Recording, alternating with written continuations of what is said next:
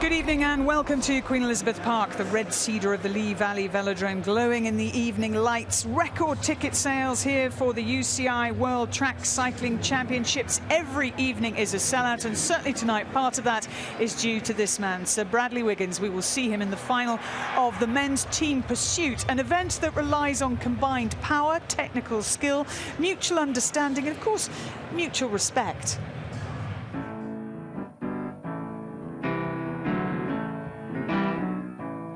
One word. In one word. I would say. I can't do one word. Okay. Ed's a freak of nature. Ed Clancy. Ginger. Ed's like the funny guy of the team. Ed Clancy, engine. Ed's phenomenal. Owen Doyle, Instagram stalker. Rugby mad. Owen, metronome. Reckless. Full of potential on the track as well as the road. Andy Tennant, steady. And he's consistent and gives it all for the team. Always professional. He'll give it his best. Stephen Burke, massive United fan. Berkey's football mad. Solid. One of the most underrated riders on the planet. Dibben. The young lad of the team. Dibbo. Keen, enthusiastic. Talented. John Dibben, under the fun. John's the calm guy of the team. Dibbo is probably the most talented person there, but also the laziest. Bradley Wiggins, night rider. What can you say? He's been there, done that. Great asset to the team. Brad is a role model. Brad's a character. Brad is the boss. Wiggins, impressionist. Cav was sort of 19 at the time, wasn't he? And I said, yeah, lad, you can take these gels if you want, because I'd get them for nothing. And he was so happy, he was like, oh, cheers, lad. Soul made up with these. We got to buy these ourselves. Sweet. No, this is going to come back on me. And that will be the highlight of our coverage tonight as we show you the best of the live action from a velodrome that is rocking with enthusiastic cycling fans. And already they have been cheering as Wiggins, Owen Doyle, Stephen Burke and Andy Tennant beat Italy in this afternoon's semi-final to earn a shot at gold against Australia. The leading light in the women's team, Laura Trott, races in the women's scratch over 10 kilometres. And on the comeback trail from injury, Becky James won her repechage to make it into the second round of the Keirin. If she finishes in the top 3, she will go into the final. We'll see her very shortly. Now, news on that lineup for the men's team pursuit final. Ed Clancy, who's had a bad back injury and an operation, is back. He's in there with John Dibben and with Wiggins and Doyle as well. Delighted to say that Britain's most successful Olympic and Paralympic cyclists will be with me throughout this evening. Dame Sarah Story and Sir Chris Hoy bringing you their wisdom. But before we head out onto the track, a little bit of history, because 3 years ago at the World Track Championships in Minsk, Becky James was the star of the show with 2 gold medals. Then she suffered injury and illness problems. She is on the track, literally, coming back and hoping for a place in Rio. I was pretty low, but I had amazing support. I had my family and all of British cycling and, you know, just telling me that they always believed in me and, you know, it's not an enjoyable experience and I hope to never go through it again. All I've ever known is riding my bike, so I couldn't imagine not doing it, and I think that's what gave me that determination to sort of get back. I feel like it's been a whole new beginning for me and I feel like I'm a different bike rider now, but I'm trying to see myself not what I was before and sort of a new Becky now, and hopefully just moving forward and to be better than what I was before. It's all or nothing here now, the world title at stake, and Becky James is going to do it! Becky James is the champion of the world! It's been a long time since I've ridden in the World Championships, so I'm really excited to be back. Becky James now with a great chance to be a double world champion! Yes, she's done it! Becky James, double world champion! I'm loving every training session, like every time I'm racing, I'm just loving it more than I ever have done before, and I think that's the appreciation I've got from being injured. My determination to get to Rio is unbelievable. Just to be able to go to an Olympics, like, you know, that's the one thing I haven't done. Missing out on London was pretty hard. You know, I've become a world champion, I've had medals at the Commonwealth Games, and, you know, to go to the Olympics is the pinnacle, and that's what I want to do. And this is the big test. Becky won her repechage. She'll be in the second of the two semi-finals you're about to see. To explain the Kieran, Simon Brotherton and Chris Boardman, and to take us through the runners and riders. Thanks, Claire. Evening, everyone. And they're ready to go in what is actually the first semi-final in the women's Kieran. They call it the second round, but it is the semi-final. 8 laps of the track. A little motorbike leads them round until 2.5 laps from the end. It peels off the inside of the track. And then, Chris, effectively a free-for-all to the line. Yeah, it could be quite a difficult heat, this one as well. And we just moved to tactics for a second. 3 Australians in this. It'd be interesting to see whether they're going to have to use that strength in numbers to ensure they have somebody in the final, or are they going to contest the race for themselves and just get on with it? Because you can end up it looks like you have an advantage with so many teammates in the same heat, but you can actually get in each other's way. So going to be interesting. Here's the Derny. It'll take them from 30 kilometres an hour. They must stay behind it up to a maximum of 45 before it swings off the track and they finish off the race. But no rider can overlap the Derny or they'll be disqualified, and they must stay within 10 metres of it. Well, as you'd expect, an excellent field for this first semi-final. The 3 Australians, Carly McCulloch, Anna Mears, the defending champion in the Kieran. Mears, an 11-time world champion, including 3 times in this particular discipline, is wearing the green helmet tonight. 102 there is Carly McCulloch. 104, Stephanie Morton, the last of the 3 Australians on the track at this moment in time. And Stephanie Morton, a gold medalist in the Paralympic Games here in 2012, and also a 2-time Commonwealth champion. Riding on the front at the moment, Lyubov Basova from Ukraine. We've also got Lee Hye-jin from Korea, Virginie Kwef from France in this field. The first of the 2 semi-finals in the women's Kieran. There's Mears. Well, they're keen to stick together, and the other competitors have allowed them to do that, and they're in perfect position from second, back, second, third and fourth wheels. So it's a difficult one. I think you're going to need to split this threesome up. And still right on the wheel of the bike, Basova of Ukraine, Mears, Australia, McCulloch, Morton. And then we're looking at Lee and finally Virginie Kwef from France, bringing up the rear in the navy blue at the moment.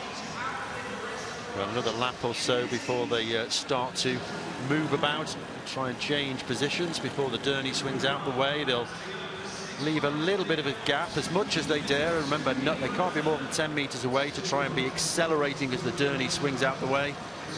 We're riding with Derny Cam there for a moment or two, looking back at Carly McCulloch as the pace slowly increases with 4 laps to go.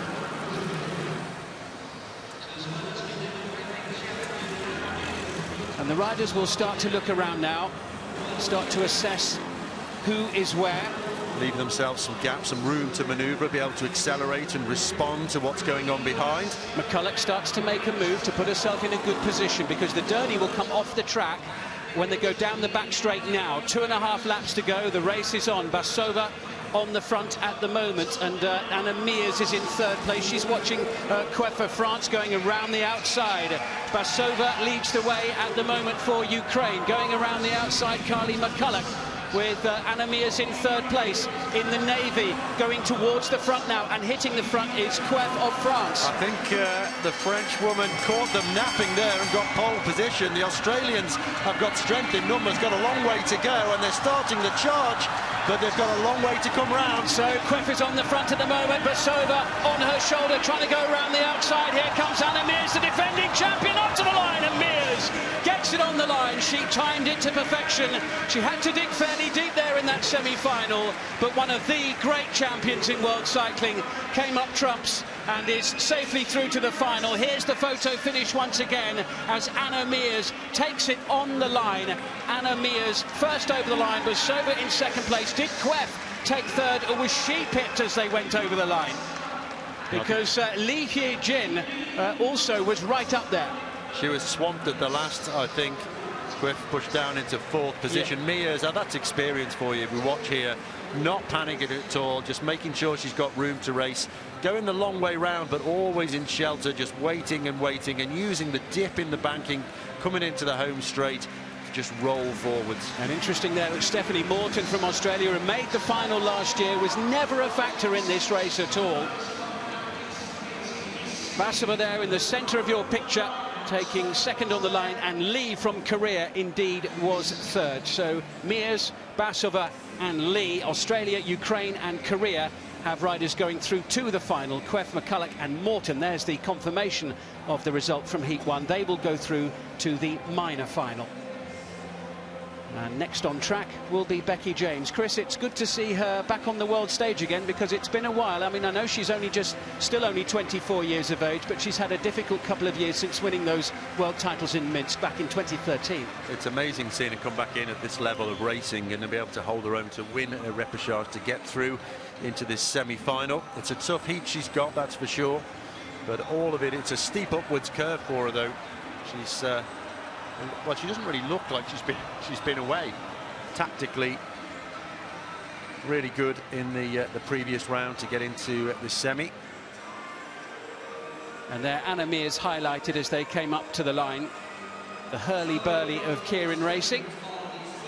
And Anna Mears, I mean, we've said it so many times, but what a rider she has been. Of course, she had that great rivalry with Victoria Pendleton over many, many years, an 11-time world champion. She's won 25 medals in the World Championships over the years, but this, I imagine, will be the last time we see her racing in London. I think Rio may well be it for her, but you never know.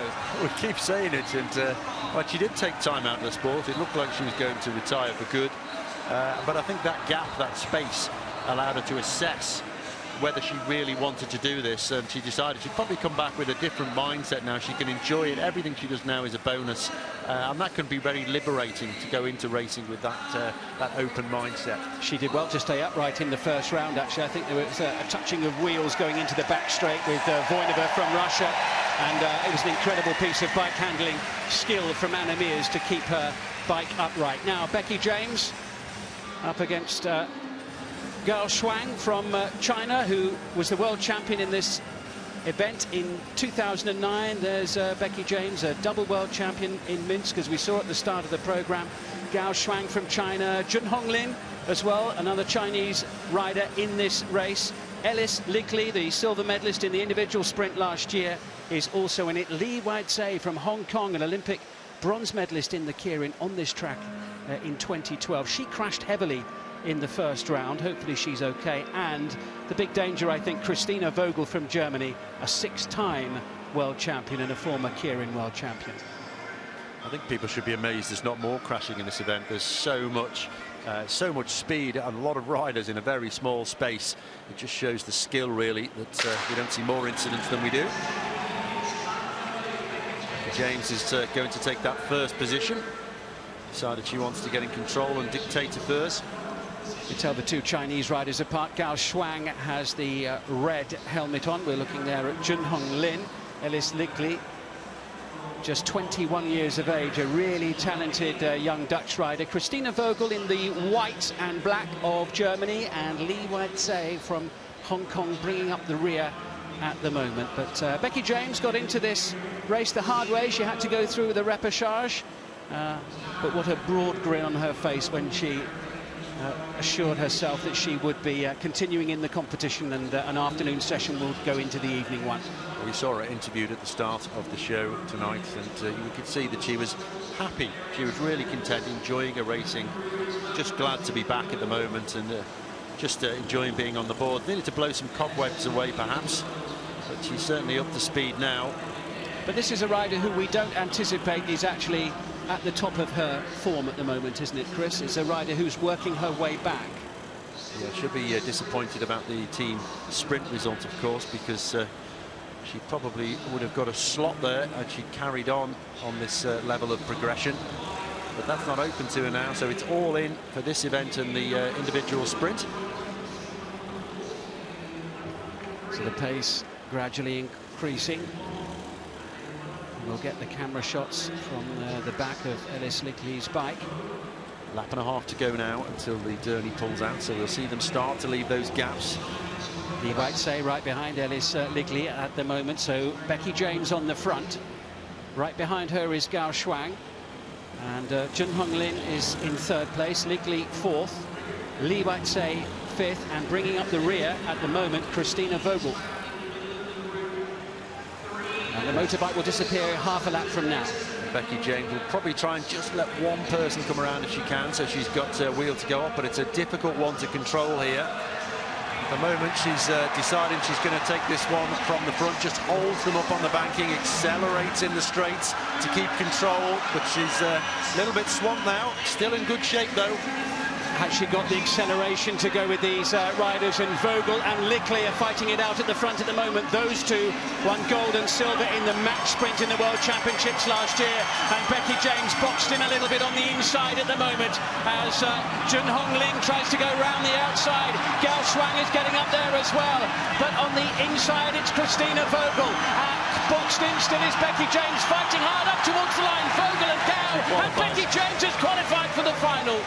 In third place, Gao, Lin Junhong and Becky James. Vogel, Lee and Lickley gave it absolutely everything in that race. Christina Vogel really quick on that final lap, but Becky James, who looked as if she might have been boxed in a couple of times, found her way through. Gao, Vogel, James. Well, she was riding to qualify there. There was no intention to get off the wheel. She was monitoring all the time what was going on around her. Found herself with a quarter of a lap to go, really in a box, and courageously just dived into a gap and hoped it was enough. But she did ride that to qualify, and it's exactly what she did. Well, you've got to be in it to win it, haven't you, Chris? And now anything can happen with Becky James having made it to the world final. Remember, she was the world champion in this discipline in 2013.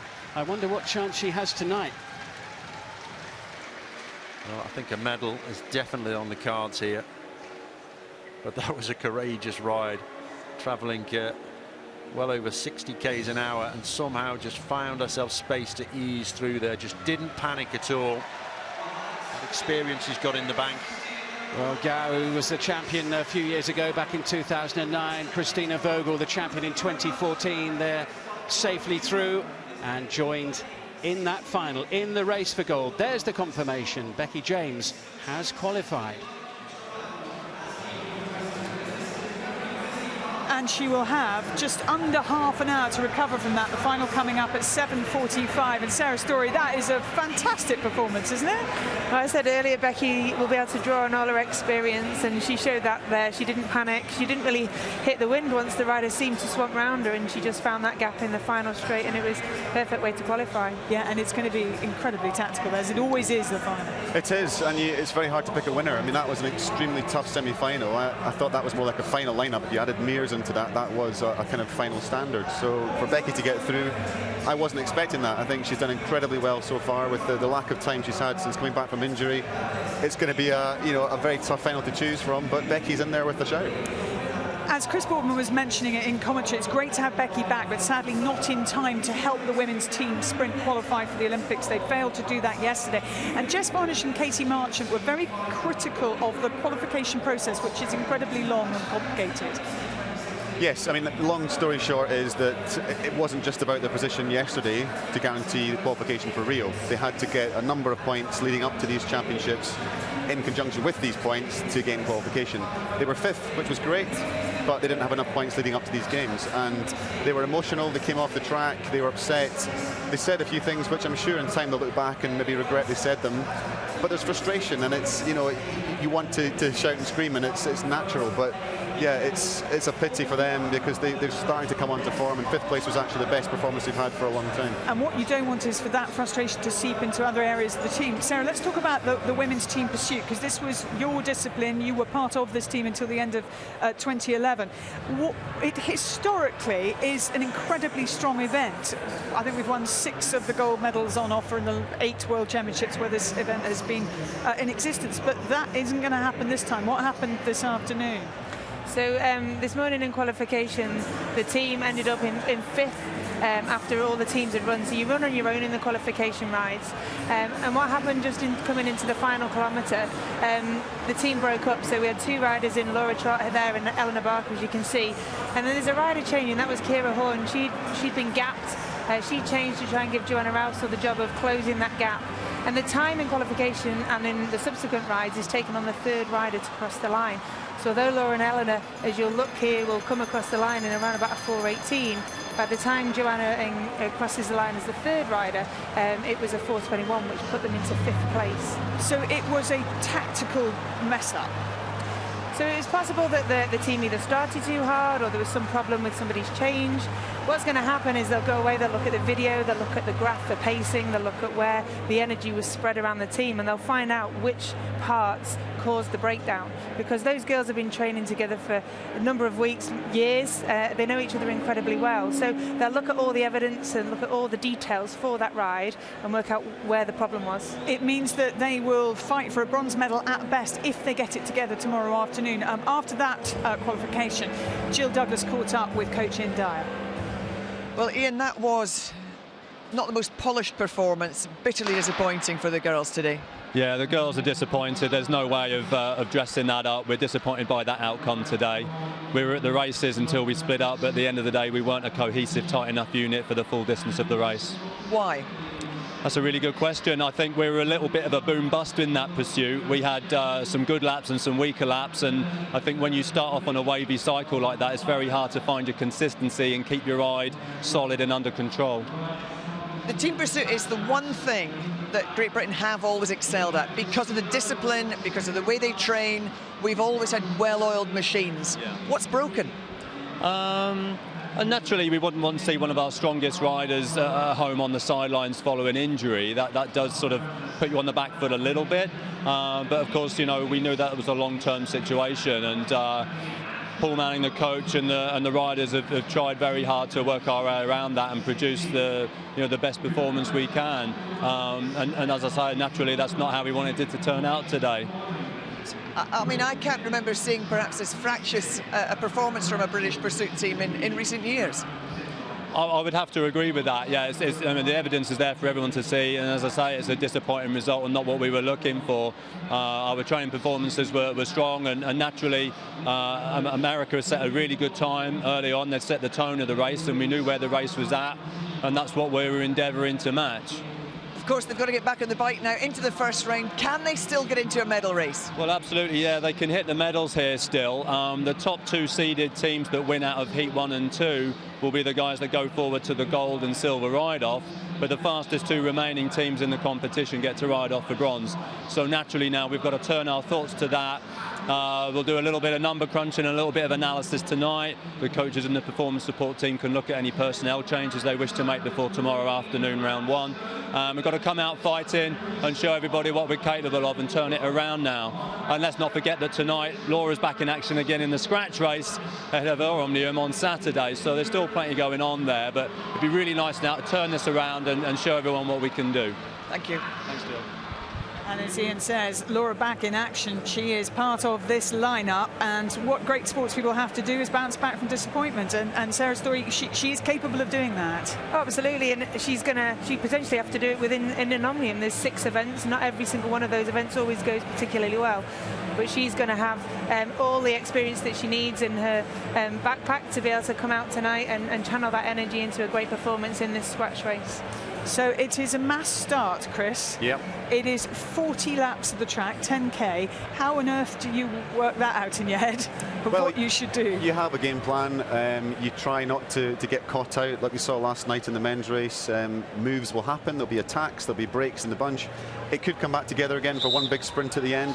Laura's lucky because she has different tactics, different strengths in her armoury. She's not a one-trick pony. I think she could win this. You know, I think she'll be determined to bounce back from the team pursuit. She has a great turn of speed at the end. If she can be up there in the sort of top 4 or 5 with 2 laps to go, I wouldn't bet against it. And she is going to get a huge amount of support from this crowd. Let's join commentary with Chris Boardman and Simon Brotherton.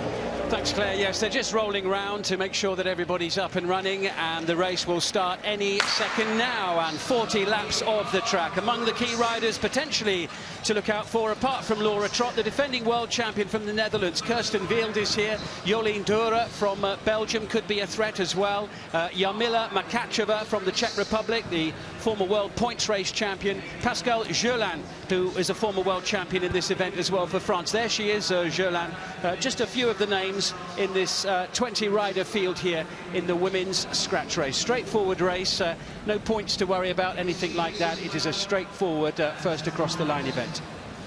Well, everybody's waiting for somebody to throw the first metaphorical punch, and I think I'd agree with what Chris was saying just now that I think Laura Trott will be looking for something here. Tactically, she's one of the smartest riders that I've ever seen on the track, male or female, and technically very much so.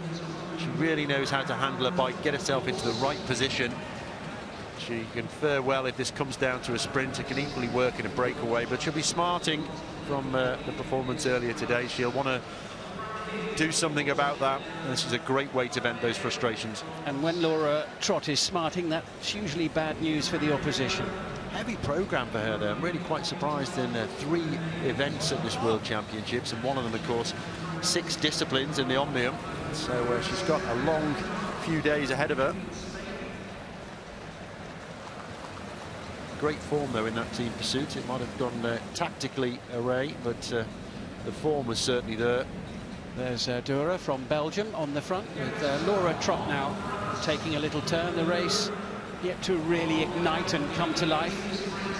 The riders just doing bit and bit. Mexico in there as well in the early stages, with Salazar in the green and white. They roll through as much to keep position as anything else at this stage of the race. Well, there's our first tentative. Let's just have a little look off the front here. Looks like Minami Uwano from Japan, silver medalist in the points race last year in Paris at the World Championships, just opening a little gap here. It's a little bit slow motion at the moment. It's 3-4 behind. Now, Lenny Sierra from Cuba involved in a 3-rider chase of sorts down that back straight. And the right move would be to look over the shoulder, swing up immediately and get in with this group and see if it can whip up the pace a little bit. They've got about 50 meters at the moment. The main group not panicking yet. The pace is moving up. Shmayenkova of Belarus involved in that, as well as Salazar from Mexico, and also the rider from Cuba, Arlenis Sierra, who's shown good form already in the early stages of this year. Stage win and 3rd overall in the Tour de San Luis on the road. Well, I'll tell you what, it's suddenly got quite dangerous. They have got their act together. They've got the best part of half a lap. The danger's been spotted behind. The pace has gone up, but they've got quite a lot of rope here. It'll only take a couple of eases in the peloton, people to just hesitate and look for somebody else to take on the work as they come around with 30 laps to go. Surely here, Chris, the big hitters realise that they do need to work together to close this gap. Because a 40-lap race may sound like a lot, but it goes very, very quickly. Well, they run it fast, and you really feel every lap of it. You know, an awful lot of damage. But these 4 committed now, working well together. They're just about holding their own. It probably won't succeed, but it has to be taken seriously. We saw a good turn from Romanuta of Spain and Kirsten Wild there in the orange colours of the Netherlands. Dura very briefly on the front for Belgium. Laura Trott halfway back down the group, just monitoring affairs, quite happy to just sit and let this one play out. We've reached a point here, Chris, already where these riders at the front are now no longer gaining ground. Makacheva, a former world champion from the Czech Republic, leading the chase. Stephanie Rueda from Canada as well. The Italian rider, Maria Confalonieri as well. Laura Trott briefly on the front. Well, they're losing 5 or 10 meters a lap, but as you see, or as our camera pans around, you'll see that the group have just got, okay, this isn't a danger now, so I'm not going to do the work to chase it. I'll just swing up, and every time they hesitate and look around, they'll just snatch back another 5 or 10 meters. So they've got a little bit of room to maneuver, but I don't think they've got the firepower in that group of 4 to really drive this advantage home. I think their time is numbered. And riding on the front of the chase group, Laura Trott. There we are with the leaders. Salazar of Mexico, Sierra from Cuba bringing up the rear of the quartet. Riding on the front, the rider from Japan, Uwano. And the other one in that group is from Belarus, Marina Shmayenkova, who won the scratch race in Hong Kong at the recent World Cup meeting right at the start of the year. It's creating an interesting dynamic in the race as well, because while this group is out there, there's absolutely no incentive for attacking. The pace is high, the race is held around the bottom, so anybody who does want to attack would have to come right round the outside. So anybody who wants to get away is kind of pinned in place until this breakaway is brought to heel. They've gained another 10 metres, so we're nearly halfway through this race now, and they still haven't been brought back. Yeah, but Jolien Dura from Belgium is just starting to turn the screw a little bit now. Stephanie Rueda trying to get on her wheel, and Laura Trott is there too. And those three are closing the gap rapidly on the leading four, so much so that they're almost upon them already. And now, with 22 laps to go, Laura Trott is very much involved at the front end of this race. But are they going to keep it going? This is the question. They've just charged across to that group, neutralised it in a matter of a lap. Such was the effort applied there. But they've decided it looks like they're not going to persevere. There's a lot of bodies dotted about, creating bridges for everybody to come back together. But there will be some fatigue now. It's a great opportunity to somebody to make a counter move as they come around for half distance. Just keeping an eye on Makacheva from the Czech Republic, who's on the blue line, and now she cannot help herself. She is an animator. Every time she races, she has a go. You just know that she will attack at some point, and she's done so now. And Leire Olavarria from Spain was right on her wheel almost immediately. Dura from Belgium looks really strong. She won 5 national titles on the track within the last year in the national championships in Belgium. She's been an excellent rider on the road as well. A couple of World Cup wins last season. She's very much one to keep an eye on in this race. And Kirsten Wild from the Netherlands as well, in the orange there, now coming up towards the front in defence of her title. Well, Wild and Olavarria, good tacticians as well, so they'll be watching things carefully. Laura Trott was hovering at the front up the banking, daring somebody to come round. She'd quite like to sneak into a move if she could. I think we've already seen from the way that she's moving around this group that she is up for a win here. She's not in this just to ride around. She really wants to see if she can take a world title here. Riding with Elzbieta Pavlendova of Slovakia at the moment, triple national track champion. From the rear of the American bike of Kimberly Geist now, as there's a little move on the inside from Lydia Boylan from Ireland on the attack here with 16 laps to go next time over the line. Well, she's got some daylight. I think they'll be happy to let her go a little bit. The pace is sort of consistently high behind. Very difficult for an individual rider to stay away. Great to see her have a go, but she needs some company inside the next minute or so. Just 15 laps as she comes around at this time to go. It's not long now, and they'll start to hesitate in about 5 to 10 laps from now is when they'll start to hesitate and wait for the sprint. Well, Lydia Boylan's really stringing them out here, the Irish national road race champion. We saw her competing for Northern Ireland in the Commonwealth Games in Glasgow. And she has a gap about 2/3 the length of the finishing straight, with Laura Trott leading the chase, looking over her shoulder, and Confalonieri of Italy is right there. Uwami is also up towards the front. Kirsten Wild and Rueda Jurland is on her wheel.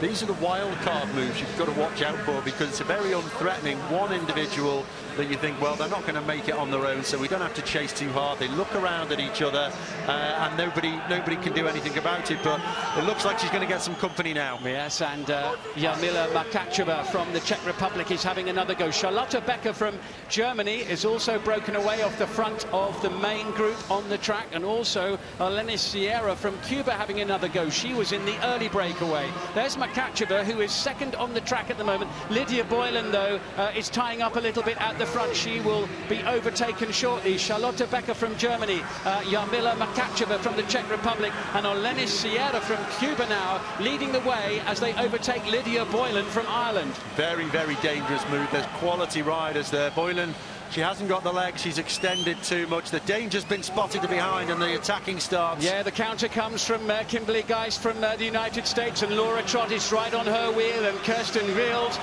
is trying to get on the wheel of Laura Trott and has done so. Olavarria at 39, vastly experienced, a wily Spanish rider, keeping an eye on Laura Trott. She knows that Trott's wheel is a good one to follow. Meanwhile, we have 3 at the front, Makacheva, Sierra and Becker. I think they're making a big mistake here. There's just 9 laps remaining in this race. They're quality 3 ahead. They've got half a lap's lead, and they're already starting to think about the sprint. They know that if I do the chasing down, I've got nothing for the sprint. They start to bluff, and suddenly these 3 are pulling away. This is where the medals can come from if they don't react very, very quickly.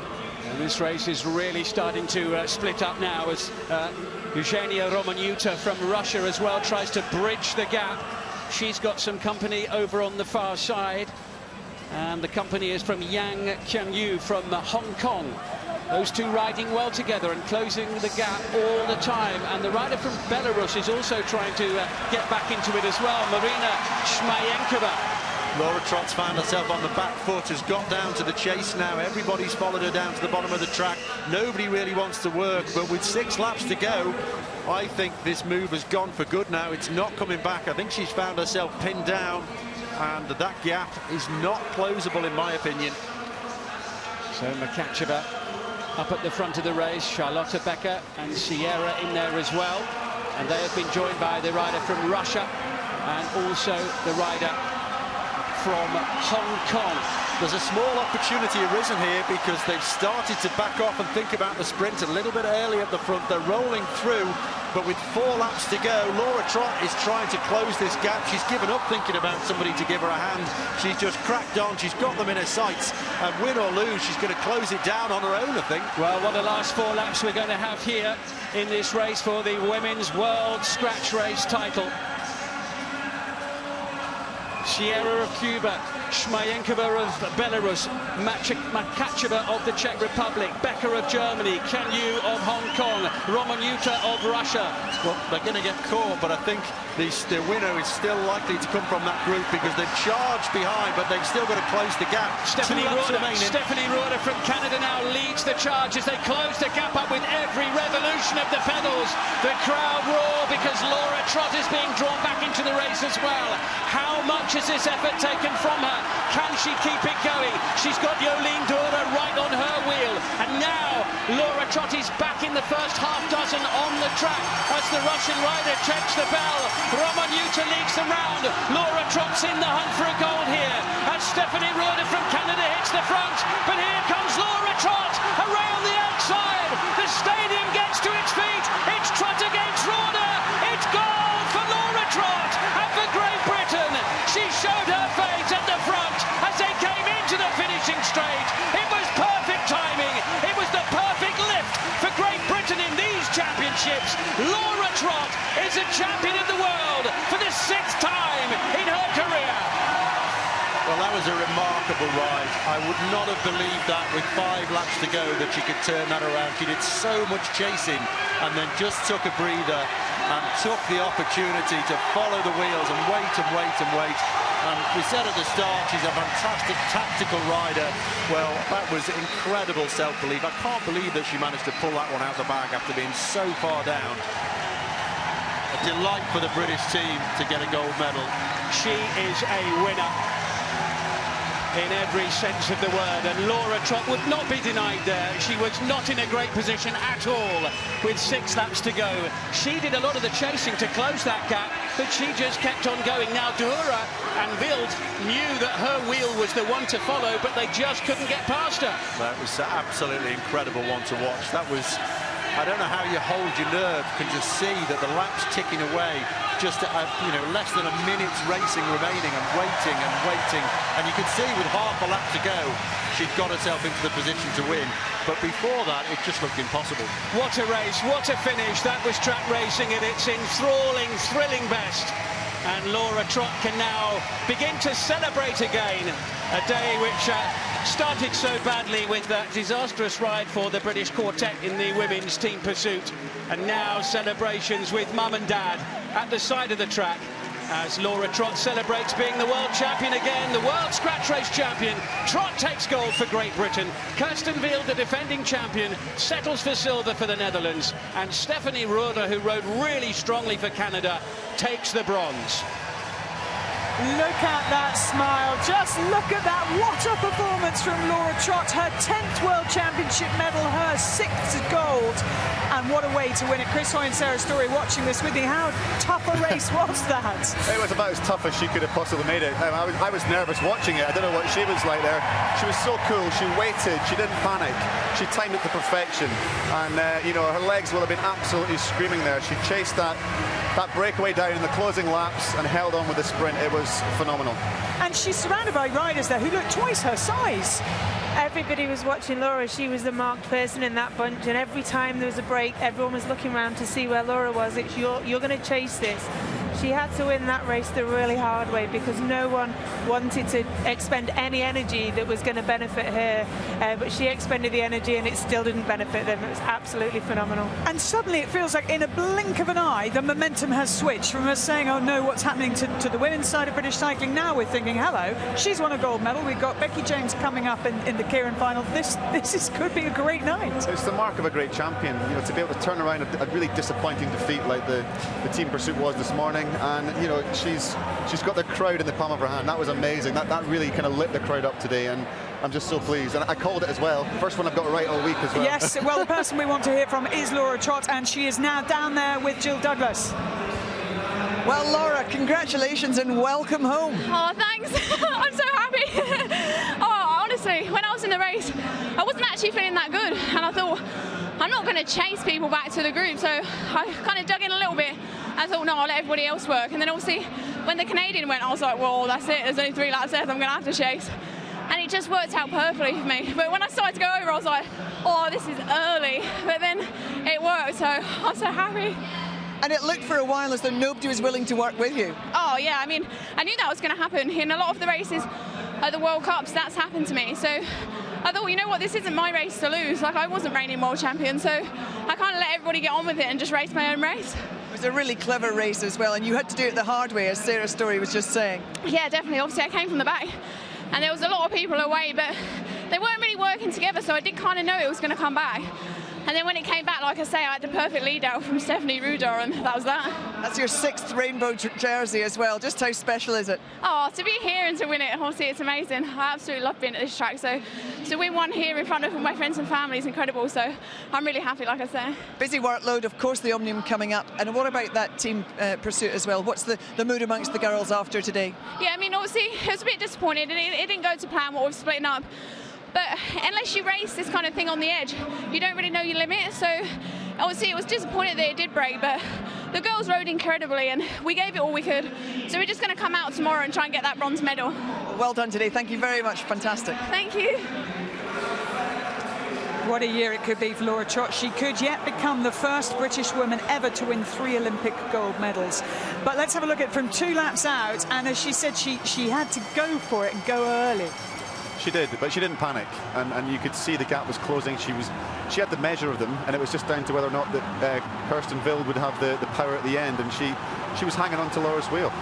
And Kirsten Wild being so much bigger, obviously she's generating a lot of power, but why is Laura so effective? It seems to me in this you can be any size and it works. Well, power to weight does come into it a little bit, but Laura's got an incredible amount of power for her size, so she just propels herself. She's got an incredible acceleration. It's absolutely incredible. This is you two getting excited. Well, I got on my feet there. Wow. And it was so thrilling to watch because it didn't look on. Until really the last lap. It's so nerve-wracking watching. I didn't realise how nervous you get when you're having to sit on this side of the fence. Well, you know them all. You both know them all. You've been in that camp. You know what this feels like. You know what the build-up's like to deal with. You know what it's like to race in front of a home crowd. And how much of a difference does that make? Does it really lift you to another plane? It makes a huge difference. You know, every athlete talked about it during the London Games, not just the cyclists, and it's. You can't quantify it, but there's something about it. It just gives you that special feeling, and as long as you don't let it overawe you and give you too much pressure, it's a definite advantage. Well, we now switch our attention to a very different race, to the Keirin, to the final of the Keirin. And Becky James in this, having qualified and got through a tiny little gap. I mean, it's tactical again, as we saw in that scratch race, but it's about raw speed, isn't it? It's both. You need to have the right tactical knowledge and skill, and you can see Becky here. She didn't panic, and luckily, or not luckily, a good judgment. She had a good wheel to follow. Christina Vogel, you know, a very strong rider. She just sat there, didn't panic, stayed on the inside, had a shorter route, and had shelter. And all she had to do was get top 3. She didn't have to win the race. She knew that, and that was a fantastic ride. Now, before the scratch race, you said, I think Laura Trott can win this, and you were right. It's the first one I've got right so far, though, No, isn't it? listen, as far as everyone watching is concerned, it's I'll the take first it. one you've predicted, Yeah, so it's fine. good point. You're 100%, exactly. So what would you say with Becky James in this Keirin final? I would say I wouldn't expect her to win. I don't think she would expect to win. She'll go in there with her game plan. The reason I wouldn't expect her to win is because she's had this injury. She's had a long time off the bike. Anything is a bonus now. Literally, 5th place would be a great result for her. 6th place would be a great result for her. But she could, you know, without any pressure, any expectation, she could shine here. And if she rides tactically smart, then she'll be up there with a medal. And will she, Sarah, have been sitting down there just in her own little bubble, or will she be aware what's happening, what Laura Trott was doing? You can't not be aware that raw, but she'll also be in her bubble. That's part of what Chris was saying about not letting it get to you. You have to be able to perform in an empty room, but in those last couple of laps, once the bike swings off, the roar of the crowd will be the energy that help her and push her, hopefully find those extra gaps again and maybe even get a medal. It's a funny race, the Keirin. I do like it. I think it comes from the Japanese meaning fight, doesn't it? So it can be very aggressive, but obviously the man in the beret on the bike out front, it's unusual in sport. It is, and I think people get a little bit confused and they say, what are the rules and how does it work? It's dead simple. Basically, it's like a pace car in motorsport. As soon as that guy in the bike gets out of the way, that's when the race starts for real. But he ramps up the speed. Yes. I mean, incrementally and consistently? Yes. And if it's the Derny, they've changed the bikes recently, and sometimes these electric bikes, but the Derny, you can hear the tone, the note of the engine changing as the pace gets higher and higher, and it becomes this sort of, it gives me that kind of adrenaline rush when you hear it. But yeah, basically, he tows them up to a certain speed, about 55, 60 kilometres an hour, gets out the way, and then the race starts. Okay, so first we'll have the minor final, will we? And Yep. then the one for the medals. Yep, that's right. Got it. Getting my head around this. Trying to help everybody else who's at home as well. Let's rejoin Chris Boardman and Simon Brotherson. Thank you. Quick look at the lineup. There's Carly McCulloch from Australia, a 3-time world champion in the team sprint. Ellis Lickley, the world sprint silver medalist from last year in Paris. And the other Australian rider, Stephanie Morton, gold medalist on this track in the Paralympic Games 4 years ago. Virginie Queff as well in here for France. Li Weizhe for Hong Kong. Completing the lineup along with Junhong Lin of China on the outside.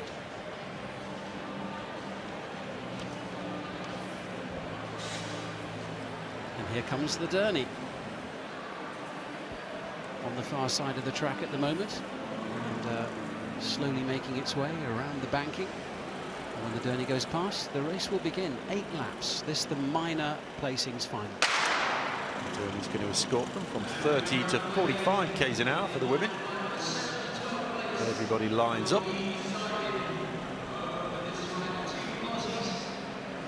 So as we saw in the first of the semi-finals, the Australian riders going to the front straight away. Will they ride tactically at all, do you think, Chris, or will they just go for it? I mean, I know medals aren't at stake here. Yeah, I think that's a very good point. I think in the minor final, they'll ride for themselves and see what can be done. They'll probably, almost certainly, try not to hinder each other, but probably just sort of ride the race and see what can be done here. Quality field for a minor final. Absolutely. Bringing up the rear at the moment is the French rider Virginie Queff, the European bronze medalist in this event 3 years ago. I thought she rode tactically well in the previous round. She got herself into that front position with the 2 laps remaining, but just didn't have the legs and got swamped in the final. Carly McCulloch then leading the way, with Stephanie Morton right behind her. There she is. Lickley from the Netherlands, 3rd. Junhong Lin from China, 4th. Li Weizhe, who it's good to see her actually competing this evening. It was a very heavy fall in the first round. She was brought off her bike through no fault of her own when Voinova from Russia collided with her. It's amazing what they can get up from in a track race, but a lot of the time the shape of the track scrubs off the speed and slows things down. There's not a lot of weight involved, so they stand a good chance if they do take a tumble from getting back up. See visibly the bike just getting a little bit faster with every passing lap. Well, they've only got a few seconds left to shelter behind it, which is why they're starting to string out and look backwards now. Half a lap to go until the Derny's out the way and they can ride this race as they wish. Don't want in a hurry to get to the front just yet. It's a long time to lead it out 2.5 laps. McCulloch on the front, Morton in second place, Lickley third. I thought Lickley might actually have made more of a challenge in her semi-final. She just rolled in at the back in the end. Well, this slow pace is playing into the hands of the Australians. They can control it. You can sit on the front of it going slow. Quef spotted a little gap there on the inside, but now she's been boxed in once again as Jun Honglin from China goes around the outside and opens up a little bit of daylight. And right on her wheel at the moment is Stephanie Morton. Carly McCulloch is in third place. Then there's a little gap back to Lee Weit-Say. Quef and Lickley is off the pace at the back for the Netherlands once again. Jun Honglin and Stephanie Morton, and Morton has got the pace to overtake her, and Stephanie Morton wins the minor final. Stephanie Morton, the Australian, two-time Commonwealth Games champion, the champion of Oceania in the keirin as well. She was second in the Hong Kong round of the World Cup just a few weeks ago, but unable to make it into the final this time. But she has won the minor final, and she was the clear winner of that as well, not really under too much pressure. Here it is once again, Chris. No, she rode it beautifully there and got a fantastic lead out, to be honest. It was exactly what she wanted. The riders will often try to put just one person in front of them so they can get some slipstream but still stay in control. So that was exactly what she needed.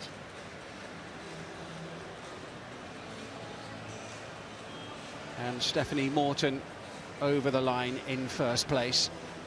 Just getting ready for the final itself now. Morton, no doubt, will be disappointed not to be in the final, but what a lineup we've got for you as we get the confirmation of the results of the final for 7th to 12th places. Stephanie Morton and Carly McCulloch bringing the field home. Jun Honglin from China in third place.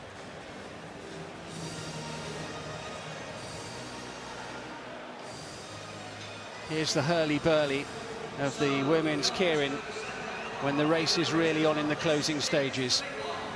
It looks a lot faster, doesn't it, from down there when you're right in the middle of it.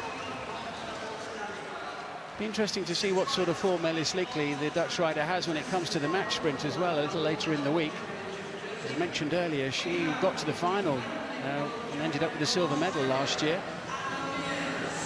Women's competition is a real strength and depth this year, both in the sprints and the endurance discipline. Really have closed up and make some exciting racing. A bit nerve-wracking for the Brits, of course, who are having a tough time at the moment. What a lineup we've got here. The defending champion Anna Mears from Australia, an 11-time world champion, including 3 times in the keirin. Gao Shuang from China in the red, twice an Olympic Games silver medalist, including in the keirin, beaten by Victoria Pendleton on this track in the Olympic Games. Becky James on the outside. There's Anna Mears and Christina Vogel, the current and defending world sprint champion. Lyubov Basova from Ukraine, a triple national champion, and Lee Hye-jin from Korea, who also rode here in the Olympics 4 years ago. She was third in New Zealand in the World Cup race earlier this winter. She's potentially could be a factor in this, even though she is not a big name compared to the others. Well, Vogel, I think, is the woman on form at the moment, isn't she? Very, very strong at the moment. Massive experience. Anna Mears, nothing to lose for her. Becky James, well, she's got nothing to prove. Just getting here was a big success. Whatever happens to Becky James in this final, her return to World Championship level racing has been a success by making it through to this final. And Gao Shuang from China takes the wheel of the Derny. Becky James in second place. Good position as well to have. She's been assertive, or tried to be assertive, in all of the races that she's been involved in, hasn't she? As soon as that bike is preparing to disappear, she's been up towards the front, keeping her wits about her, trying to make sure that she isn't jumped from behind by any of the other riders with a searing change of pace. Well, courageous ride in the semi. Really held her nerves, stayed in the wheels, know that she didn't have to win it. She had to be in the top 3 and stuck at it. Just waited for everybody else to tie her out, nipped into a gap, got herself third position. Real experience there. Anna Mears just loitering at the back of the field. Gao Shuang of China on the front. Becky James in second. Li of Korea in third place. Fourth in line is Vogel from Germany. Then it's Basova of Ukraine, and Mears stalking the field in the green helmet at the back. 2.5 laps before the Durney pulls out. The pace creeping up now. Anna Mears is going to want to move from that back position. And I think she'll do that within the next lap or so as they start to jockey for position. Mears, the world keirin champion last year, also in 2011 and 2012. Just over a lap to go now before the race begins. Tension builds with every passing lap. This is the calm before the storm in the women's keirin final. Swan glued to the back of that motorbike, just starting to look back and think tactically now. Becky James in a beautiful position, but she's going to have to defend it. Boxed in at the moment. Bikes disappeared. 2.5 laps to go. And riding at the front in pole position is Christina Vogel, and Mears has been assertive there. She's got right on her wheel. Li of Korea is on the shoulder of Mears now. Gao Shuang of China in fourth place. Becky James there bringing up the rear at the moment with work to do. They'll take the bell next time round now. And it's Vogel who leads them with a lap to go. Li from Korea in second place. Gao Shuang trying to go around the outside in the red. Anna Mears in the middle of the track with the green helmet on. But still it's Christina Vogel leading from the front, trying to stay at the front. Becky James is coming through to get a medal. Christina Vogel takes the gold ahead of Anna Mears, and it's a bronze medal for Becky James of Great Britain, I'm sure. Well, she's going to be pleased with that. She knew that a medal was what she was after here. She didn't try to overplay a hand, and she used the experience of Anna Mears, who got herself into a beautiful position, but Vogel's just had the legs. I mean, Mears just rode that tactically perfect, but just didn't have the engine. But Becky James capitalised on that, didn't panic, went from second position to last, and then just fed away through as the bodies faded. I don't know about you, Chris, but I think that's very much a bonus bronze for Becky there in that race. You know, coming back, as you say, she's been out for a couple of years from world-level competition in a championship, and she's come through a series of races here, and she's performed at the sharp end. I mean, Vogel is in fantastic form, as we can see here on this final lap. Well, she's on the right wheel. She knew that Mears was the wheel. She could see people coming around the outside, but she knew that Anna Mears wouldn't let them cut in. So if she stayed there, stuck with it, didn't panic, then the others would drop away. It's exactly what they did. And as I said, she didn't overplay a hand. She knew she won. A medal would be fantastic here. That's enough for me, and she played it beautifully. You know, you could just sense there from quite a long way out that Christina Vogel was going to take that gold medal. Excellent result for her. Christina Vogel now a 7-time world champion, and Anna Mears wins a world championship medal. Silver this time. It's her 26th World Championship medal, but an excellent bronze for Becky James of Great Britain. As there we see Vogel again, Chris, leading from the front, and it just didn't look as if that was under serious threat, despite the best efforts of Mears. I think from yesterday that it looked like she was going to take that one. Very, very powerful at the moment, and really good to see. A deserved winner. I don't think Anna Mears is going to be unhappy. There was nothing she could do there. So gold for Germany. Christina Vogel can add that one to her collection, having already taken a bronze in the team sprint on day one. What a performance, and I love these shots from the middle of the race. You really get to see how tight it is, how hard they're trying, and there is Becky on the inside. Sum up, Chris Hoy, how good a performance that is from an athlete returning from so much illness and injury. That was a gold medal winning performance really for Becky. That was the best she could have hoped for there. She didn't have the form to take the race on from the front. She couldn't have dictated the pace, so she knew she had to follow the fastest rider. She was very smart about which wheel she followed. She hung in there, she defended well, and she didn't panic. I mean, I think that is way beyond what she was expecting, what the team was expecting. You know, literally a matter of weeks ago, she was still just getting back on the bike for the first time in months. And there was a moment, Sarah, where it looked like she might be boxed in, and there didn't seem a route through here. I think she's perhaps given herself some space to assess the situation, and then she found Anna Mears' wheel. The gap opened up, and she just rode into the gap and then allowed Anna to take up. Anna opened up another gap to try and get round Vogel, and Becky moved into that, and that was the bronze medal. The key thing here is that if the person on the front isn't driving it, isn't going as fast as Vogel is, then Becky would have been absolutely stuffed. She'd been boxed in, she would have had nowhere to go. the person in the front is driving it at that kind of pace, it stretches it out, and she naturally follows through the inside, and with the shortest line, will pass the riders without actually having to do anything else. So your thoughts are, right, how fast can I go, how fast are they going, but who am I following? This is the reaction in the British camp, because everybody is delighted at that. She's so popular in the camp, and I think, you know, everybody felt, I mean, it's frustrating for any athlete when they're injured and they're not training in the way they want to, but, you know, Becky had such disappointment for not making the team in London, and then obviously to bounce back after having such an amazing World Championships in 2013, everybody's delighted for her, and that is as significant a ride as her performances in 2013, I think. But really important now, Sarah, that she has a clean 5 months and that she gets a crack at the Olympics in Rio. Well, she's still on that momentum on the way up, as Chris was saying before. She's not quite at the top of her game, which is what everyone else needs to worry about, really. She's the rider that can continue to improve, and they're going to have to watch out, because come Rio, well, hopefully Becky will be right on top form again. What a night it has been so far. A gold medal for Laura Trott, a bronze medal for Becky James. We've still got the men's team pursuit to come. And actually, Chris, just a line on that, the news that Ed Clancy, returning from a back injury and operation, is going to be in that team with Bradley Wiggins, with Owen Doyle, with John Diven. He's in there because they believe he can do the job, and, you know, I firmly believe they'll go quicker than they went in the second round this afternoon. Whether it's enough to beat the Aussies, who knows, but I think they can do it. I really do, and it's, if they can beat them with this team that isn't at full strength, then that bodes really well for Rio.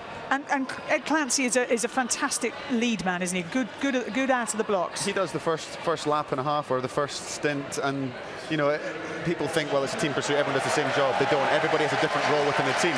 The first lap, or the first person, has the toughest role, because they have to do a bigger effort at the start and then recover once the team is fully up to pace.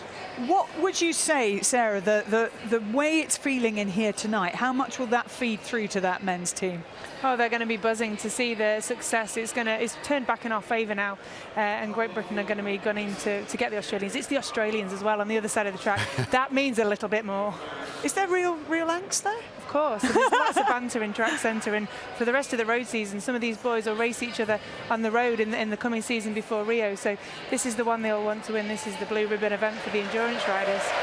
You can hear the roars around the Velodrome at the moment. Very shortly we're going to have the medal ceremony for the scratch race, Laura Trott, and obviously the first opportunity we will get at these World Championships to hear the national anthem, Chris. Thankfully, yeah, a bit of a relief. I think you can sense a sense of relief in the stadium, not just in the crowd, but with the riders themselves, and you gain confidence once you've broken that duck, once you've gone out there and got the first gold medal. It makes a huge difference to morale. We were talking about the contrast in sizes when we saw them on their bikes. It's even more evident there, where you see them standing next to each other. But as the medalists make their way onto the podium, let's hand you back to Simon Brotherton for this very special medal ceremony. Thank you, Claire. And Laura Trott in a very familiar position in front of the podium, with riders either side of her. I'm still trying to work out how she won that race, actually. She's out of it, she's way down, she's won. She basically said to everybody else, I'm not going to do everything, didn't she, during the race? You know, realised that, I mean, that's a real feel for the race, something I certainly never had, that she could see that, or she calculated, she even explained it, all the people got more to lose, I'm not defending champion. Someone's got a bluff here, I've got a good hand, okay, off you go, we'll lose the race, and everybody else cracked. She certainly did her bit to participate, but she really controlled that race, whether she thinks she did or not. So the bronze medal to Canada and Stephanie Roda, who rode really strongly. She's the current Pan American Games points race champion. A few supporters in the crowd here in the Velodrome.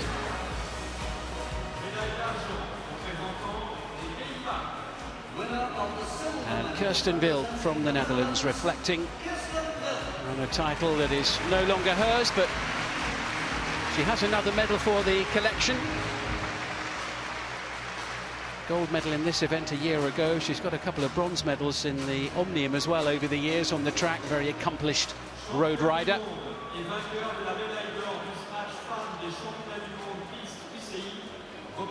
And now for the first time, the crowd can cheer for a British world champion at these championships.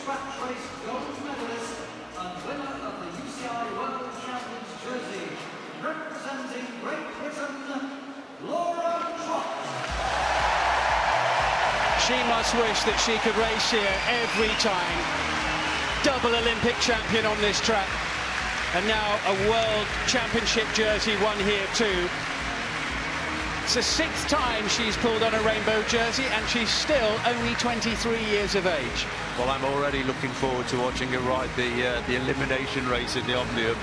It really is something to watch her navigate through that marauding bunch every other lap as they're eliminated. So looking forward to that. And this means that she's already got a world title in the bag, which lifts not only the team, but it means that she's got nothing else to prove. She's going to come out of this a world champion.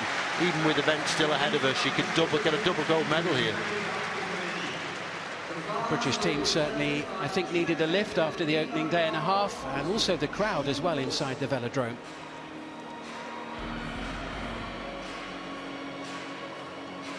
Flowers still to be presented before we hear the national anthem. You mentioned the Omnium, Chris. We look forward to that as well at the weekend. She won that world title in 2012. She's finished second in each of the last 3 years in that event. Very, very consistent performer.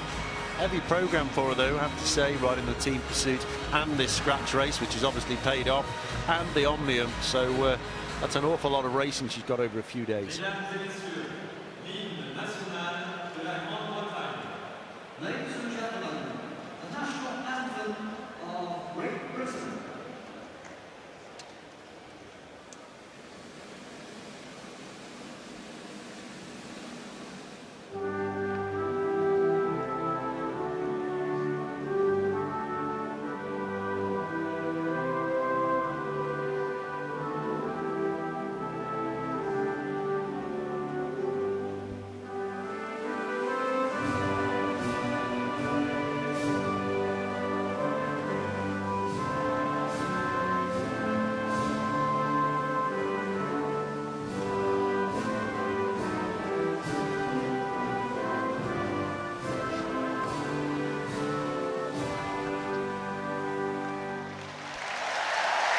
Down in the dumps this afternoon and back on top of the world just a few hours later. That's the mark of a true champion, and we're looking at one right there. Laura Trott, the world champion in the women's scratch race.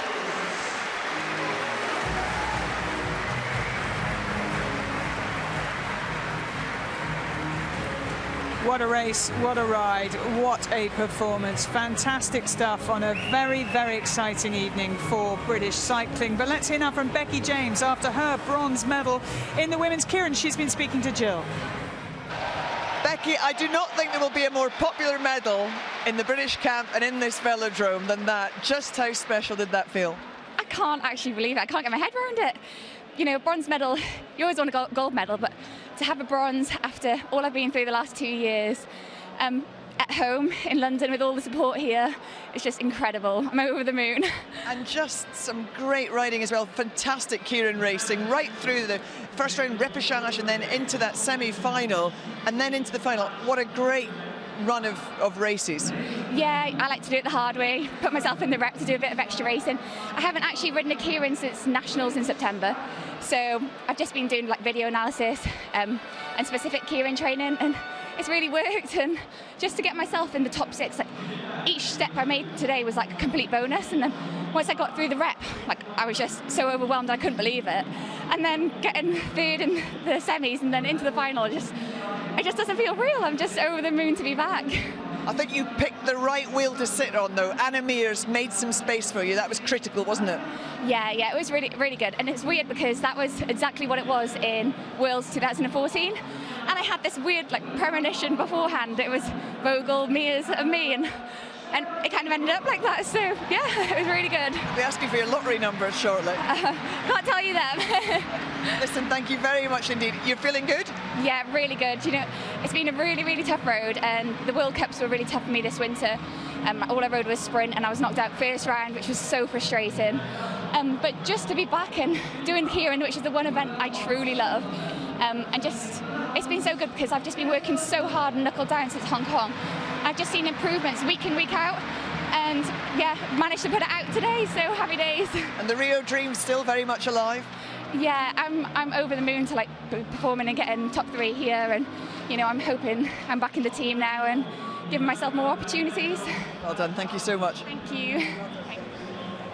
And I'm right in thinking Rio would be her first Olympics, wouldn't it? Yes, Becky? that's right, yeah. She's had various problems, but one of the things she said there, which I loved, and you must have felt like this as well about the Keirin, she said, I just love it. It's my favourite event. You've presumably got to love it to be good at it. I mean, before I actually rode it, I used to do the kilo, and I used to watch the Keirin with just amazement. It's the whole crowd get into it, all the athletes watch it, anything can happen at any time.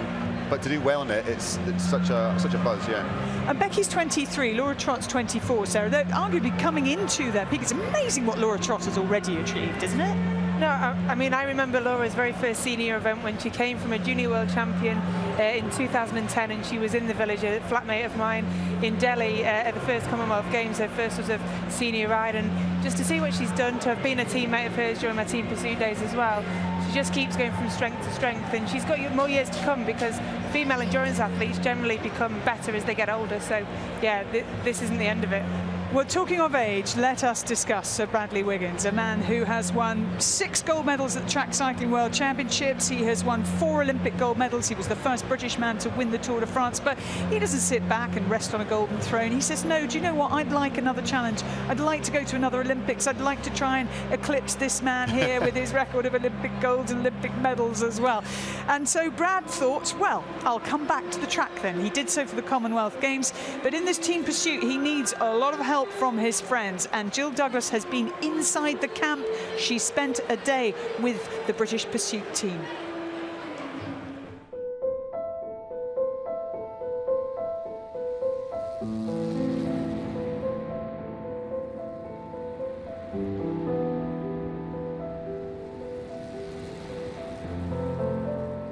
You haven't competed in a big track event like this for a while.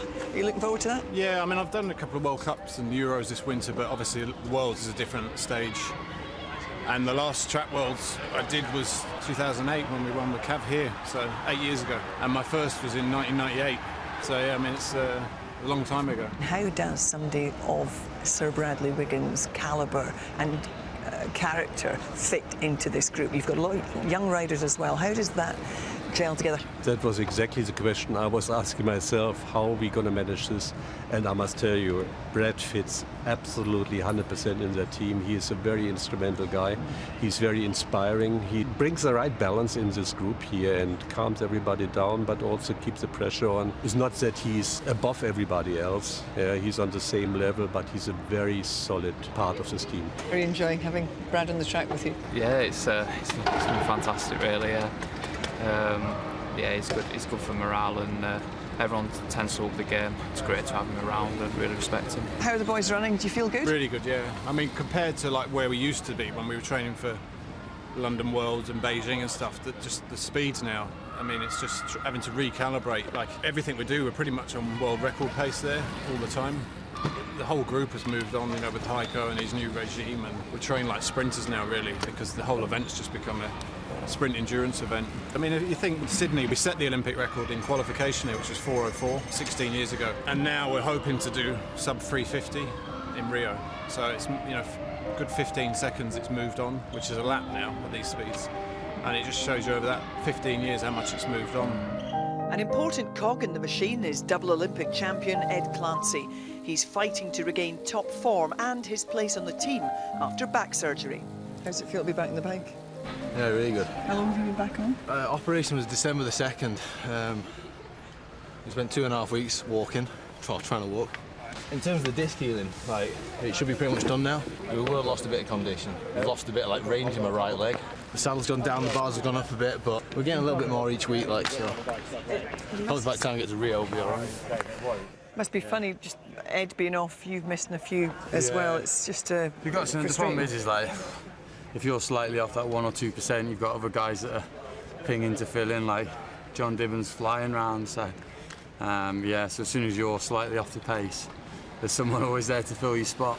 Andy says you're flying. Feels good. Not flying, but good for me, like better than I have been, yeah, certainly. How's it all fitting together, do you think? It's all right. Pretty cold in there today, but still doing good time, so I think everyone's pretty helpful. You enjoy the fact that there is that competition amongst you all? Yeah, I think there needs to be a good competition for the 4 slots because it pushes the team in general forward, you know, and everyone gives that bit more. That's the good thing, obviously that pushes us all on, but obviously it's hard when you're just on that back foot but we'll see. We're going to see what the numbers look like. What do you think about 42 here? Every effort we do is fed back as to what the speeds were and how you did it individually, and that's, you know, evidential then as to how they pick the team really. And obviously with the graphs and things we have, it's quite clear to see the profiles and who's doing what in the line. When you look at the data, does it reflect how it feels during the ride? So you Hopefully. Yeah. You think, actually, maybe I felt really good today. Yeah, the numbers back that well, up. that's what it is.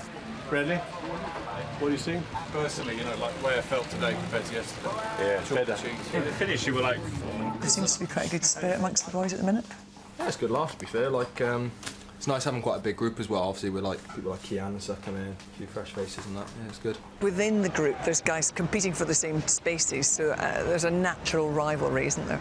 That's a problem actually, but that's a nice problem to have. Of course there's rivalry, but there's also this element of honesty, because these guys, they've been in training camps in the middle of nowhere. They stick together. They're like brothers now, and this team bonding is very strong. That unity of spirit will be vital in London, but even more so when they reach their ultimate goal, this summer's Olympics. How often do you think about Rio and getting back up there and defending that Olympic title? I think about it quite a lot, yeah. Every day, really. That's what I really want to do, defend the Olympic title. And I suppose not many can say that I've once have achieved it, so yeah, that's a big goal for me. You know, at the end of the day, it's about 4 guys, the fastest 4, trying to win a gold medal in Rio, and I think everyone's in tune with that. And of course, the World Championships are a big step towards that Rio, but Rio has been on your mind, hasn't it, for a couple of years now? It's quite a big commitment for you to make, and for you to say this is going to be my goal. Yeah, I mean, it's a big change as well, you know, so coming off the road and then coming back in with these guys and trying to train like a sprinter, having, you know, spent years trying to lose weight and climb mountains, but that's a challenge as well, and it's been enjoyable and it's kept it fresh, and, you know, I would love to carry on, but I think just, you know, age will be against me. So Bradley Wiggins there, who will line up in the team pursuit final in the gold medal race against Australia. And the lineup is John Dibben, Ed Clancy, Owen Doull and Bradley Wiggins. And he's changed shape, Brad, hasn't he? He's put on, what, 14 kilos? I'm not sure the exact amount, but basically it's a product of his training and his diet. So, you know, you don't try to get heavier, but the sprint training, the power training that he's doing, that he has to do to get quick enough to do a 351 or a 350, it's changed his body shape. The race for the minor places is going on behind us. New Zealand looking as if they will take 7th place. So 7th, 8th run-off, then 5th, 6th, then the bronze medal race, and then obviously the gold medal race. Sarah, what does Bradley Wiggins bring to the camp, other than his ability on a track? What else comes with him? Experience, ability to cope under pressure when things are getting tough. Brad's been there. There's no more pressure than you get out on the road in the middle of a 3-week stage race. He's also done it on the track numerous times. That experience speaks a huge amount. So if someone's got a problem, they'll be able to ask Bradley, how do we get through this? What can we do differently? And he's hilarious. Like they saw in a feature earlier, his impressions. He'll lift the mood. If it's looking to be going the wrong way, he'll be able to do an impression of someone, potentially one of the staff or one of his teammates, and everyone will just burst out laughing, and then everything will be okay again. He's 35 now, he's going to be 36 in April, but he is still young at heart. And how do you think he's been looking on the track? I think he's been the strongest rider in the squad so far, and, you know, that's a bit of a relief for everybody, really, and I think he leads from the front, doesn't he? It's not just about being Sir Bradley Wiggins, it's about how he performs on the boards every single time he steps up there. This was the semi-final performance against Italy, and Britain looking smoother than they had done, yes? Yes, I mean, they had a couple of changes in the lineup, but I think the aim there was to win, obviously, but not to waste too much energy for the final. They're saving everything for this battle against Australia. Heiko was talking in the piece with Jill about the bond between the 4 of them and that understanding, but you need not just the 4 we'll see in the final, you need a squad and them all to play their part as they have been. Absolutely, and the tough thing is that you know that only 4 of you are going to get that ride on the one day in Rio when it counts and get the chance to step on the podium. So you accept that when you take on the role, and you accept that you have data, you have, you know, objective data to pick the team with, and you if you're not one of the 4, then you have to accept it. When you have a guy who brings big match mentality, and you said, Sarah, experience, how much as well is that important for calming everyone down in an atmosphere like this, where adrenaline presumably is running high and could therefore affect your decision-making? Does Brad keep it cool? Absolutely, but also you've got to remember the experience of Ed Clancy, of Stephen Burke. Like Stephen Burke won a bronze medal in the individual pursuit in Beijing in 2008, and it's almost been forgotten. And he was on the podium alongside Sir Bradley Wiggins back then, so he's also got a huge amount of experience. But they'll all look to Bradley. He's the boss, and I think that was one of the words that people used about him in that very first piece when we talked about the guys. When you watch them at work, it's like a sort of beautiful wave flowing or a piece of music being played. So there is that anticipation, that understanding, that rhythm that has to be right. Rhythm's a big part of it. It actually looks very graceful and quite serene from the outside, but when you actually get close up and see the kind of effort, the kind of power outputs these guys are producing, it's almost a sprint, as Bradley was saying. To do that kind of time, it is almost one lap sprint, get on the back, recover, do it 4 times. We heard from Ed Clancy there in training in Manchester. We haven't seen him race yet in qualification for this final. Is that a tactical decision by the coaches? Has he just got one effort in him at the moment? Absolutely, and I think, you know, they wouldn't put him in there if they weren't confident he could deliver. I'm sure he will deliver, but the question is, can he do it 2, 3, 4 times? So let's put him in for one ride. Fingers crossed it'll be the right decision. I'm sure it is the right call to make, and one thing is for sure, this is going to be a close final. Well, the man who actually inspired Sir Bradley Wiggins to become a professional cyclist was Chris Boardman, part of our commentary team here. It was watching Chris win the individual pursuit at the 1992 Olympics that made Brad think, that is what I want to do. So who better to explain the complexities of pursuit riding than Boardman? The team pursuit, an event that requires superb bike handling skills and enormous athletic prowess. But what really decides the outcome of this event is aerodynamic understanding and a little bit of applied physics. Take it away, Charlie. Once out of the starting gates and up to speed, the riders alternate between high-power turns on the front and then sheltering behind their teammates. On the front of a top team travelling at more than 63 kilometres an hour, the lead rider is having to produce more than 800 watts of power just to push through the air. To put that into perspective, for us on a leisurely bike ride in the park, we'd be producing 5 times less than that. Once they've done their turn, they move to the back of the team and into shelter. How they do that is really quite clever. Rather than slow, drop to the back and use precious energy reserves re-accelerating, the riders use the shape of the track to effect the change. Moving up the banking is like riding up a hill, so the rider slows, and at the same time, the shape of the bend means they travel further. The higher they go, the further they travel relative to their team, and the more speed is scrubbed off. If their trajectory is just right, gravity will both re-accelerate them and bring them back down within millimetres of the last rider's wheel. The whole manoeuvre having taken less than 2 seconds. If they get their calculations wrong, then they'll have to expend precious energy getting onto the back or even lose contact altogether. So there you go, the team pursuit, an elegant blend of physical ability, technical skill and science.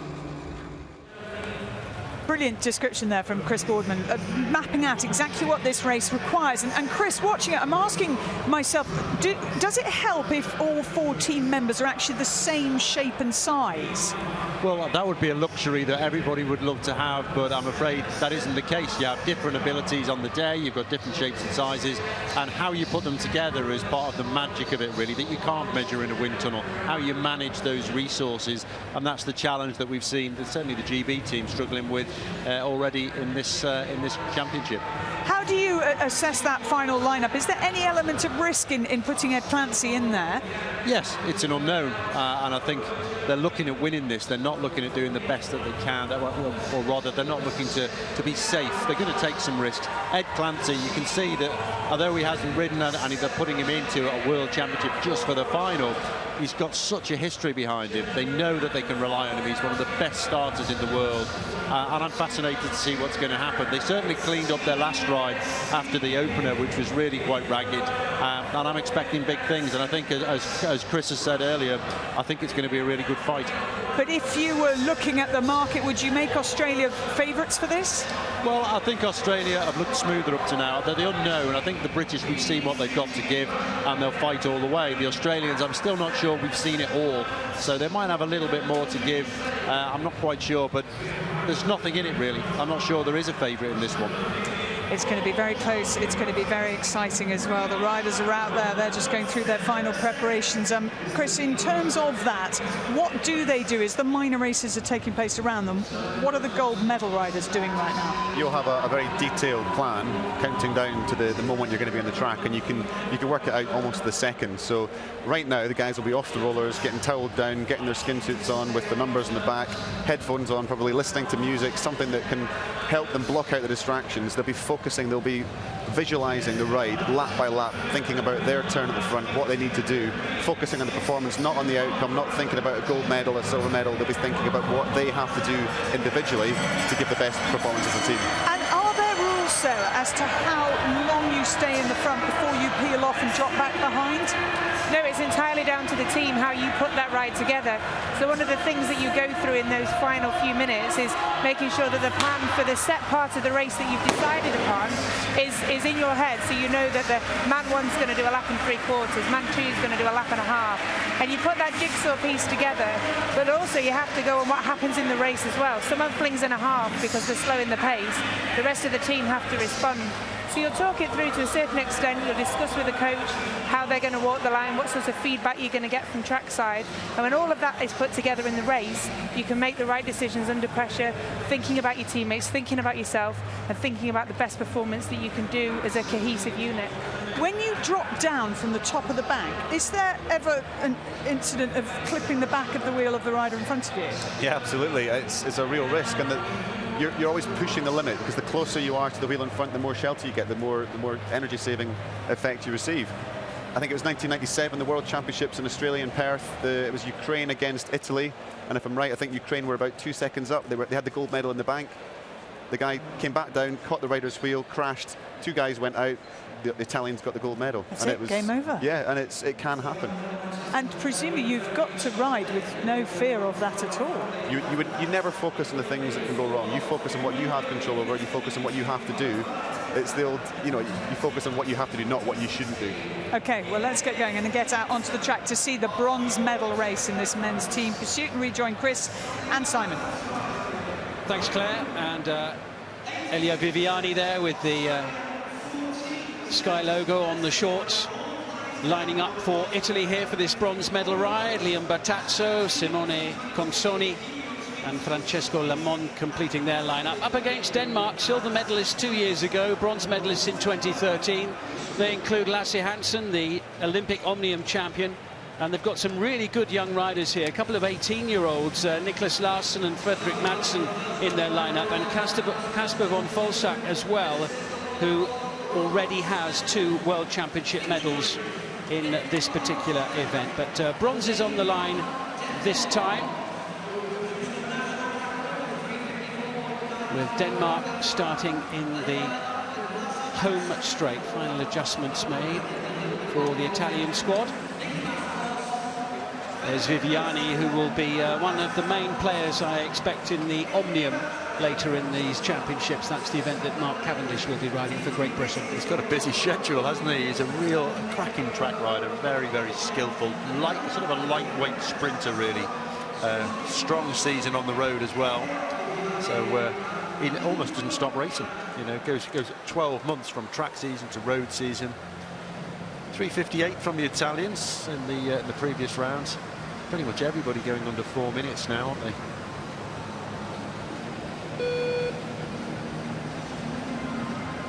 Where, as you can see, just 25 seconds away from this race. Viviani racing instead of Michele Scartezzini, the 24-year-old former Italian Madison champion, making way for this medal ride, but someone of the talent of Viviani, they were always going to go with him. The Danes the favourites here for sure. Scraped under 3:55 before. Let's see how quick they can go now. Could be a catch on the cards for them, I think. Away they go, and Italy were the squad beaten by Great Britain in the last round. It was an excellent draw for the British quartet to race against the Italians. They were the slowest qualifiers. But Denmark have had a decent team pursuit squad for a few years now. They have. They've been there or thereabouts. They've been coached by Heiko Salzwiedel, the British coach as well. But already we can see Denmark making a good start here. Let's have a look at the early gap. Well, just over 0.3 of a second. They've gone out very hard, but already you can see them pushing on. 3:54.9, as I say, in the previous round. Very quick time. Well, they've got some good, strong road riders as well. They don't just ride on the track, these Danes. Hansen races on the road. Nicholas Larsson as well, the teenager. 7th in the World Junior Road Time Trial Championship last year. I think the Danish strategy, actually, looking at this, is to go out really hard. They're eating up the ground now. The thick end of a second up on Italy, and at these speeds that means that they're almost able to see them as they come into the straight. 2 more laps and they'll be able to do that. They'll be getting some pull already from the Italian 4, and they'll use them to just try and draw them in. They look like a very well-drilled unit at the moment, the Danes. Can they keep it that way for the rest of this ride, and will it carry them to a bronze medal? The probability is that it will. They're riding hard. They're not riding safe here. They decide they're going for a time. I think they're going to try and prove a point. They don't just want to take a medal. They want to post the best possible time that they can. See what they're capable of at this World Championship. I have to say, in terms of proving a point, New Zealand did that in the race for 7th and 8th places. New Zealand were the defending world champions. They had a dreadful ride earlier today, which meant they were in that lowly minor final, but they posted a time of 3:55.875 for 7th place in this competition. That shows you where we are with Team Pursuit. Well, the Danes, we had some close-ups of some faces and looking at the body language and some of these changes, and they really are pushing on here. They are taking some risks, and the Italians are performing, I think, above expectations. 1.4 seconds they are behind now and still slipping back, but they're fighting hard, and the Danes already in this race, just 2.5 minutes in, and they really are pushing on, and they're down to 3. Sure enough, they've fractured already. Danes down to 3, and the rider who's dropped off is Fredrik Madsen. So Madsen's job is done, and it's down to those 3. They have to try to stick together. There's no alternative now as they go into the final 4 laps, and it seems as if they're gaining 1/10 of a second with every lap at the moment. Well, they've got a good buffer, that's for sure, but they've lost the opportunity to make any mistakes. There's 3 of them. Clock stops on the 3rd man, of course. They've been working hard, and they are pushing on. The Italians have just closed it by 1/10 there, but still 1.5 seconds to go, and look at that, they're sticking it all out there on the track. The Italian quartet, who are riding really strongly here in this race for bronze. They're closing the gap a little bit. Back. They are closing the gap, but I don't think they're closing it enough, because the trio still out there for Denmark are looking mighty strong. Hansen, Larsson and von Folsack. Well, I thought on paper they had an outside possibility of a catch, but I think they're going to be happy just to get the bronze. They've really worked hard for this one. Here come the Danes now, up towards the line. The bronze medal is theirs, much to the delight of the coach there on the infield. And Denmark take the bronze. 3:55.936 is the time, and Italy with a 3:58.2 as well. So the Danish squad just marginally slower than New Zealand, who finished 7th, but good ride there from Denmark, and they dominated that from start to finish. They went almost exactly a second slower than their previous rounds, but the Italians surprised them a little bit by going slightly faster. So good ride by them.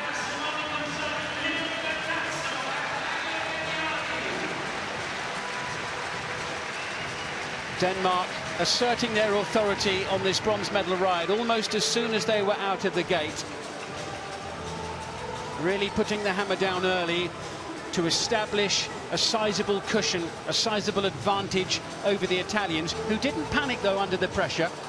Well, they did their own ride, but the Danes, I think, capable of significantly faster if they cleaned up a little bit technically. There were some ropey changes there.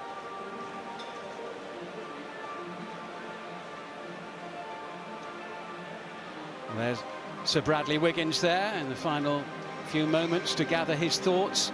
Chris, we've seen it from him so many times in so many big events, but here in the 2 rides we've had in the team pursuit so far, he has looked to be on top of his game, doesn't he? I mean, he really has brought his A game thus far. And when he got off his bike after the ride earlier today, he looked as if he'd just been down to the shops to buy a newspaper.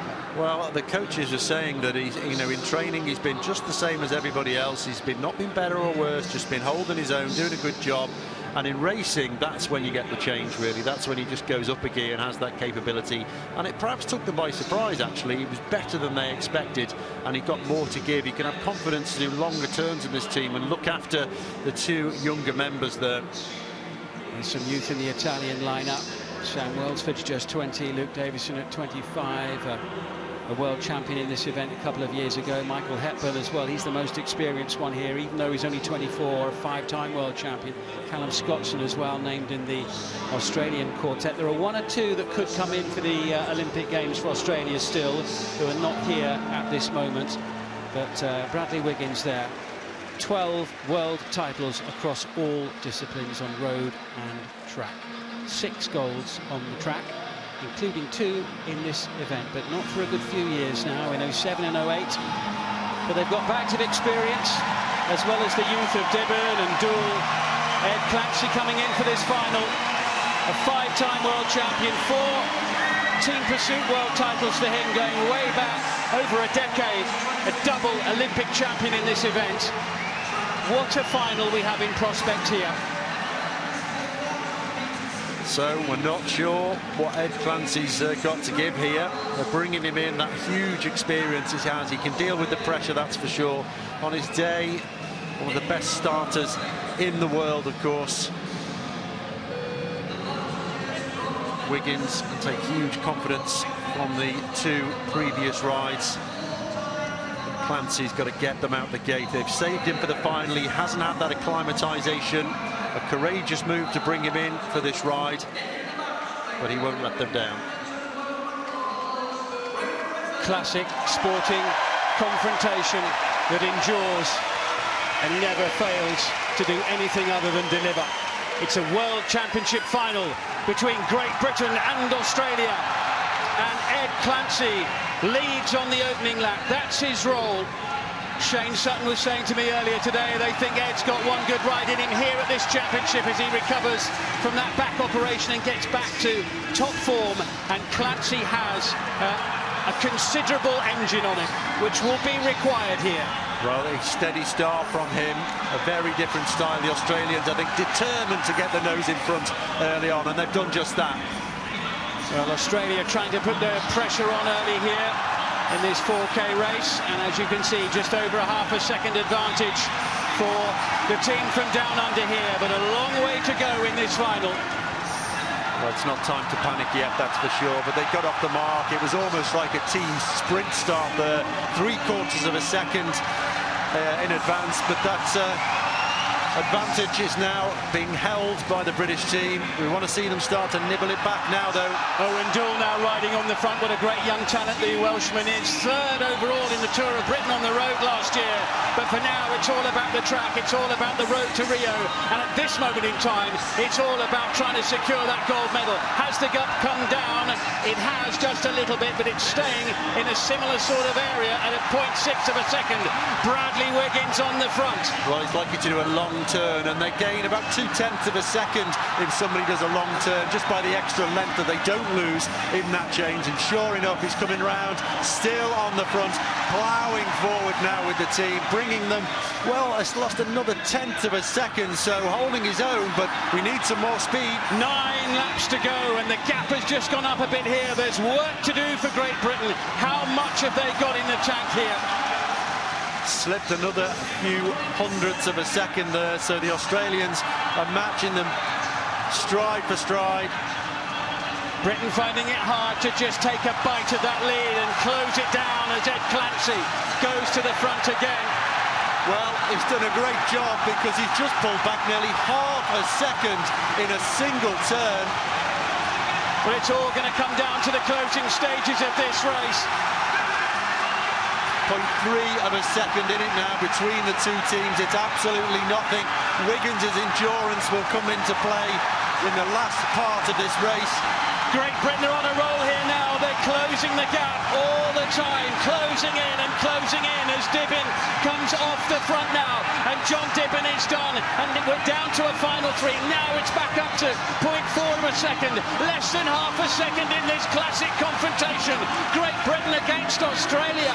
Well, this might be where the strength in depth shows for the Australians. The 3 Brits are really still holding their own, 0.3 behind, but the Australians have got that extra man, and that could make the difference. But the Brits are on home turf, and they're still fighting. Next time over the line, 3 laps to go. What's the gap? It's come down again. 3 laps in the race for gold here in the men's team pursuit. Bradley Wiggins on the front. He's still got Ed Clancy there. He's still got Owain Doull. Who wants it more? The crowd are on their feet here in the Velodrome in London. It's going to require a big, big effort. The British trio are going to have to dig really deep now to try and overhaul the lead that Australia have had all the way through. And at the moment, Great Britain for the first time have their noses in front here. So close, but Britain leading the way in the race for gold in the team pursuit. Oh, and it's going to be really tight at the end, and Britain have just lost it right at the end. Australia claimed the gold medal, and the elastic snapped in the British team on that last lap. They were racing on the edge, and they just tipped over the edge on the very last lap. But they gave everything and a little bit more in pursuit of that world title. But it's Australia who win the day. It was half a lap to go, and I think it was Ed Clancy who just couldn't quite do it. Going down to 3 men, he's the starter. He got them out the gate, the hardest job of all, and he just couldn't stay. But the experience, he changed even late in the banking, almost a roadman change, just get out of the way, because he knew he was only going to slow them down and couldn't catch the wheel on the way past. Big psychological victory perhaps there for Australia on the road to Rio, Chris. And a fast time by both teams. The Brits started slower than they did in the previous ride, but tremendous last quarter. But the Australians were just consistent all the way through and had that extra depth with that last man. So Australia world champions again in the team pursuit. They were 3rd last year, but they've been on the podium in each of the last 3 years. They were world champions in 2013 and 14. They're on top of the world again here. Australia out quickly, gaining an early lead and holding on to it for the most part, but there was a very strong late challenge from Great Britain, which almost worked. That was the best ride by far we've seen them, because they had issues in the ride. They lost a man, Ed wasn't good, but I was very pleased the way they managed those problems on the move. That was the key difference here. They had communication, they used their strengths, but it wasn't enough. Blisteringly quick winning time for Australia, 3:52.727. Great Britain 3 minutes 53.856. What a final. Great Britain will be hoping to go one better when we get to Brazil in the summer. A terrific performance from Australia. Many congratulations to them. They are the world champions. But Chris Hoy, was there any sense that Great Britain miscalculated where their finish was? Did they go for it half a lap too early? We'll have to watch the replay. I think what actually happened was that they had to make a change with about half a lap to go. I thought they actually had swung up as if they were peeling. No, it was just a change. Oh, they did. But Bradley had, I think it was a 2-lap spell, an enormous spell, which pulled back the time, put GB into the lead, and it was just a little bit. There you go. You can see him cracking towards the end. It was a gutsy performance, and I think that, you know, as always, it's an absolute belter when Australia and GB come head to head in the team pursuit. But yeah, the Australians seem to hold it together better, and then just, you know, unfortunately, it's a sober for the guys. The noise in here was incredible. And when suddenly Britain went ahead, I mean, it felt like the roof was going to come off. It's absolutely incredible to race here, and with everyone being all the way around the bankings as well, the noise never stops. But it's so amazing also to just see. And see that? Yes. He didn't say he wants to be in the team as well. Is that the thing you're meant to do? Wear your cycling kit? Apparently so. I'll have half a pint of what he's just had, I think. I love it. Brilliant. Well, you remember in Beijing, that was my brother. He'd stolen Barney's kit, and he was stood in the stands in Beijing wearing it for 4 days straight. So maybe that's where the guys got the idea from. Yeah, very shortly we'll be hearing from the silver medal winning British men's team pursuit, all the team, and they're going to be with Jill very soon. But Chris, overall, how do you assess that as a performance here? Is that absolutely is there room for improvement for the Olympics? We don't want to make excuses for them, but there were mitigating circumstances which resulted in the team not being at full strength. But still, that was a great performance, and I think that they will take confidence from that. They were on the back foot with Ed being injured, but I think looking at the time, looking at the performance, they won't be delighted. Silver medal's a silver medal, but I think that it's going to be a battle all the way to Rio, and I think that will be the final again in Rio, but hopefully the result will be the other way around. I have to say, terrific performance from Meg Clancy, being the one who hadn't raced recently, coming in for that final. Well, it's really reassuring that Ed's speed is still there. We've always known that Ed's been an incredibly powerful rider, but he's also got that infinite speed, and that's why he's the start man. And when he was closing those gaps and bringing it back half a second in just one turn, having that strength, and that's still very much there. So once he puts his endurance back together, then he's going to be an absolutely valuable member, and that could be the difference when we come to Rio. Yes, a fully fit Ed Clancy. Yes. Would break that margin. He's their kind of anchor, he's their kingpin, and when he's not 100%, then the team maybe feel a little bit underconfident, less confident they should be. But I think it is another encouraging performance, and although this is a world championship, and yes, of course they want to be world champions, it's a step towards Rio, and a confident one. He's not the only comeback man, Bradley Wiggins, and not the only man of a certain age, because Theo Bos of the Netherlands has come back from road cycling, but into track cycling in sprints. How hard is that? You must have raced against him. I raced against him many years ago. That is the opposite end of the spectrum, literally as far apart as you could possibly be. Bradley has done an amazing well to come back into endurance track cycling, but to become a pure sprinter again for Theo, the last time he rode a kilo was in 2005 in LA. He beat me, I got bronze, he got gold. And we had many battles over the years. He retired from the track in 2008 at Beijing. But it was fantastic to hear he was coming back to the track. I don't think anybody expected that he would be back to this sort of level. And he took a silver medal, so terrific performance from him. Well, the medal ceremony is about to take place for the women's Keirin, in which, if you were watching earlier, you will have seen a terrific performance from Becky James, coming back from illness and injury to take the bronze medal. Here's Simon. Well, it was an outstanding return to World Championship competition for Becky James, and very much, as we heard from her in the interview, very much a bonus for her to actually make it into the final and then to claim a medal as well. And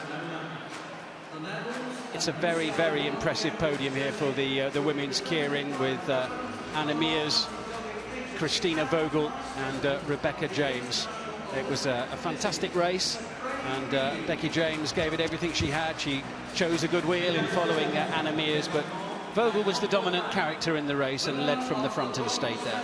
Yeah, I mean, there's three stories in front of us there, isn't there? Anna Mears, who's come back from retirement, really, enjoying it, showing her experience. Becky James on the road to recovery in incredible style, getting a medal when she would have just been delighted just to make the final. But Vogel was physically dominant, wasn't she? She was in fantastic shape there. Well, I think that's a great sign for British women sprinting, that Becky James is coming back to something like her old self.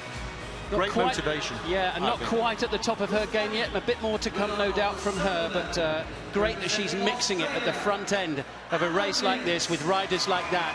Anna Mears from Australia, who won this title a year ago, but had to settle for second place. But I think she knows that Christina Vogel was just a little bit too strong on the day.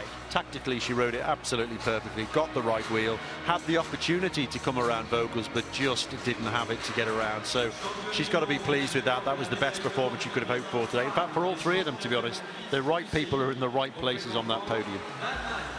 Christina Vogel, the world champion in the Keirin for the second time. She won it a couple of years ago in Cali in Colombia.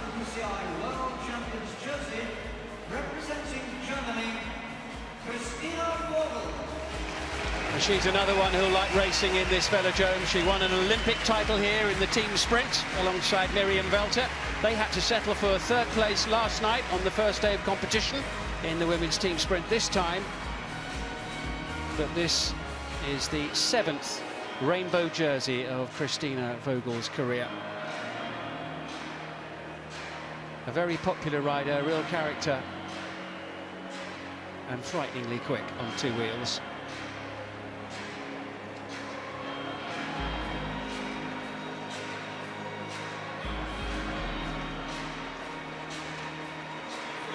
There's our podium. We've just got to wait for the flowers before we will hear the national anthem.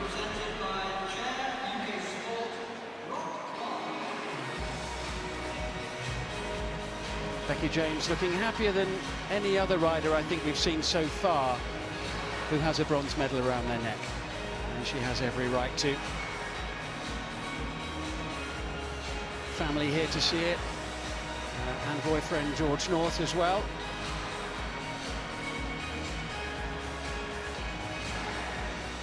Anna Mears with a World Championship medal around her neck for the 26th time in her career.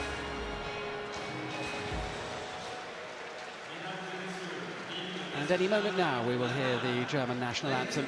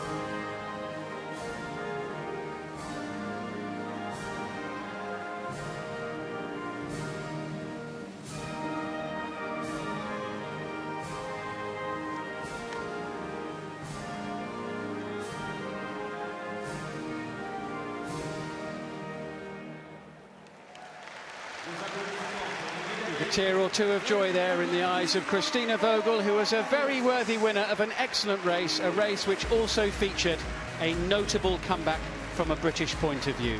Vogel is the world champion in the women's keirin, Anna Mears with the silver, and Becky James from Great Britain with the bronze.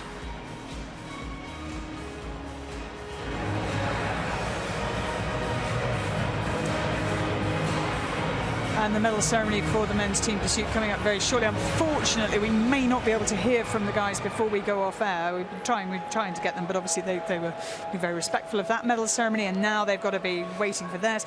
Just to mention for Dave Smith, who I know you know well, Chris, incredibly talented, multi-talented sportsman who was part of the British squad for karate, then for bobsleigh, then for Paralympic rowing, and he's been recovering from a really serious operation. Yes, it's we're relieved to hear that he's out of surgery now and he has had the operation. He's got a long way to go. He's paralysed on the left-hand side of his body, but hopefully he'll regain full function over the coming weeks. But it was a scary time for all his family, friends, teammates, and he's an inspiration to so many of us. He never ever complains about the situation he's in. And he was hoping to go to Rio. His aim was to go to Rio, having been in the rowing team, obviously, at changed sports to cycling. He didn't have full function of his left side, but cycling he had an amazing engine, and he was in line for a selection for Rio. And it was the strange thing is he said he felt as fit as he's ever been going into surgery. He had to go in because the tumour was getting so large that it could have potentially been life-threatening. They haven't removed it, they can't remove it all. It's a sort of damage limitation thing, but yeah, we're keeping our fingers crossed that he'll be out soon. And his blog is a very powerful thing to read. I was going to say that if you're wondering who we're talking about and thinking who is this guy, Dave Smith MBE, just stick him into a search engine and read his blog because it's extraordinary. And we wish him well, and I know that he's going to be watching right now. Okay, men's team pursuit medal ceremony happening now. And Sir Bradley Wiggins and the rest of the British team will be heading towards the podium shortly, having just about had time to catch their breath after that pulsating final against Australia that ebbed and flowed and ultimately just got away from Great Britain at the last moment. I've just been having a look at the splits actually, and with a lap to go, they were 0.2 of a second in the lead. And Ed Clancy, bless him, had given absolutely everything, but they were down to 3. He's already the sprinter end of the spectrum, and he was one of the 3 left. And he gave it everything he could, but just had to bail out the way, coming with half a lap to go because he knew he was slowing the team down. They dropped nearly a second in that last lap, and that's what did for them. So Denmark now receiving their bronze medals. Denmark, who beat Italy in the race for bronze this evening. Always there or thereabouts in terms of the podium, certainly in recent years, without finding their way towards the very top step so far. But some good young talent in the Danish squad. A couple of really strong teenage riders, as well as an Olympic champion in there.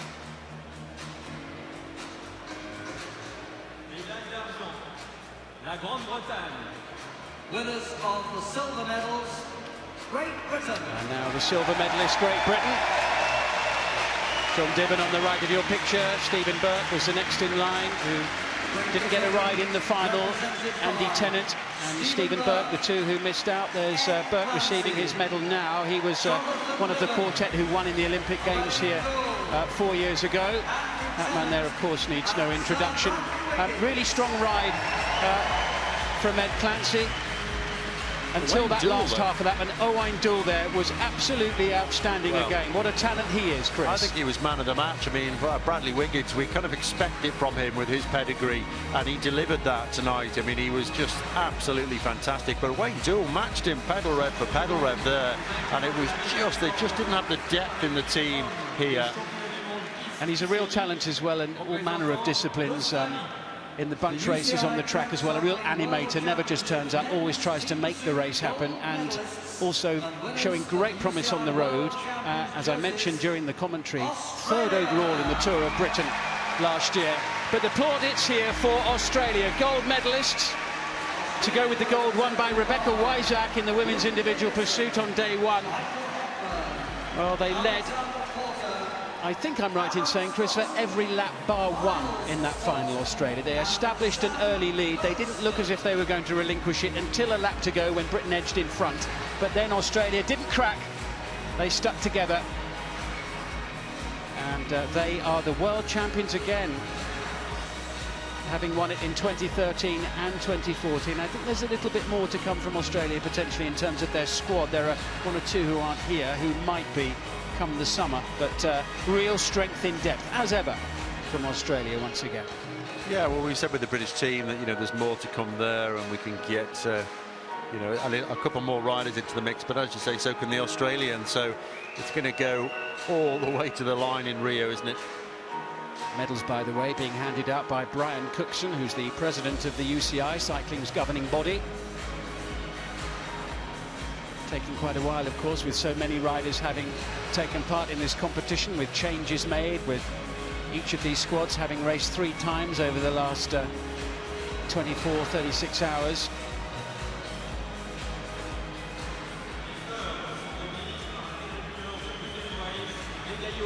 It's a lot of people on a podium, isn't it? You could fill a bus there.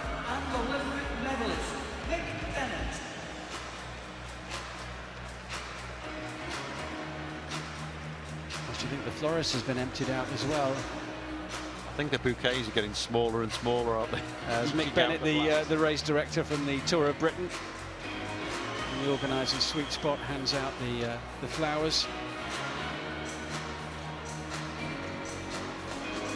How do you feel the British team will reflect on this competition and these championships, these team pursuiters? I think they'll be a little bit worried. It's not what they'd hoped for, and hope being the operative word, I think, because they knew that it was coming in here. We could hear by everybody was talking. They knew there was nothing nailed on. They had potential, but it could go either way, and it hasn't gone the way they wanted.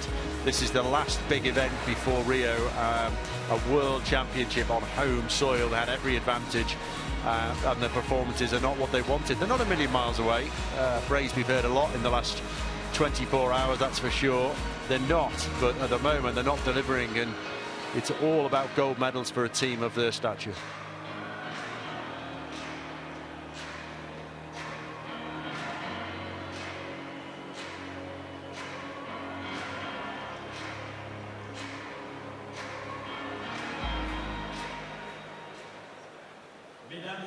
Now we get ready to hear Advance Australia Fair. Ladies and gentlemen, the national anthem of Australia.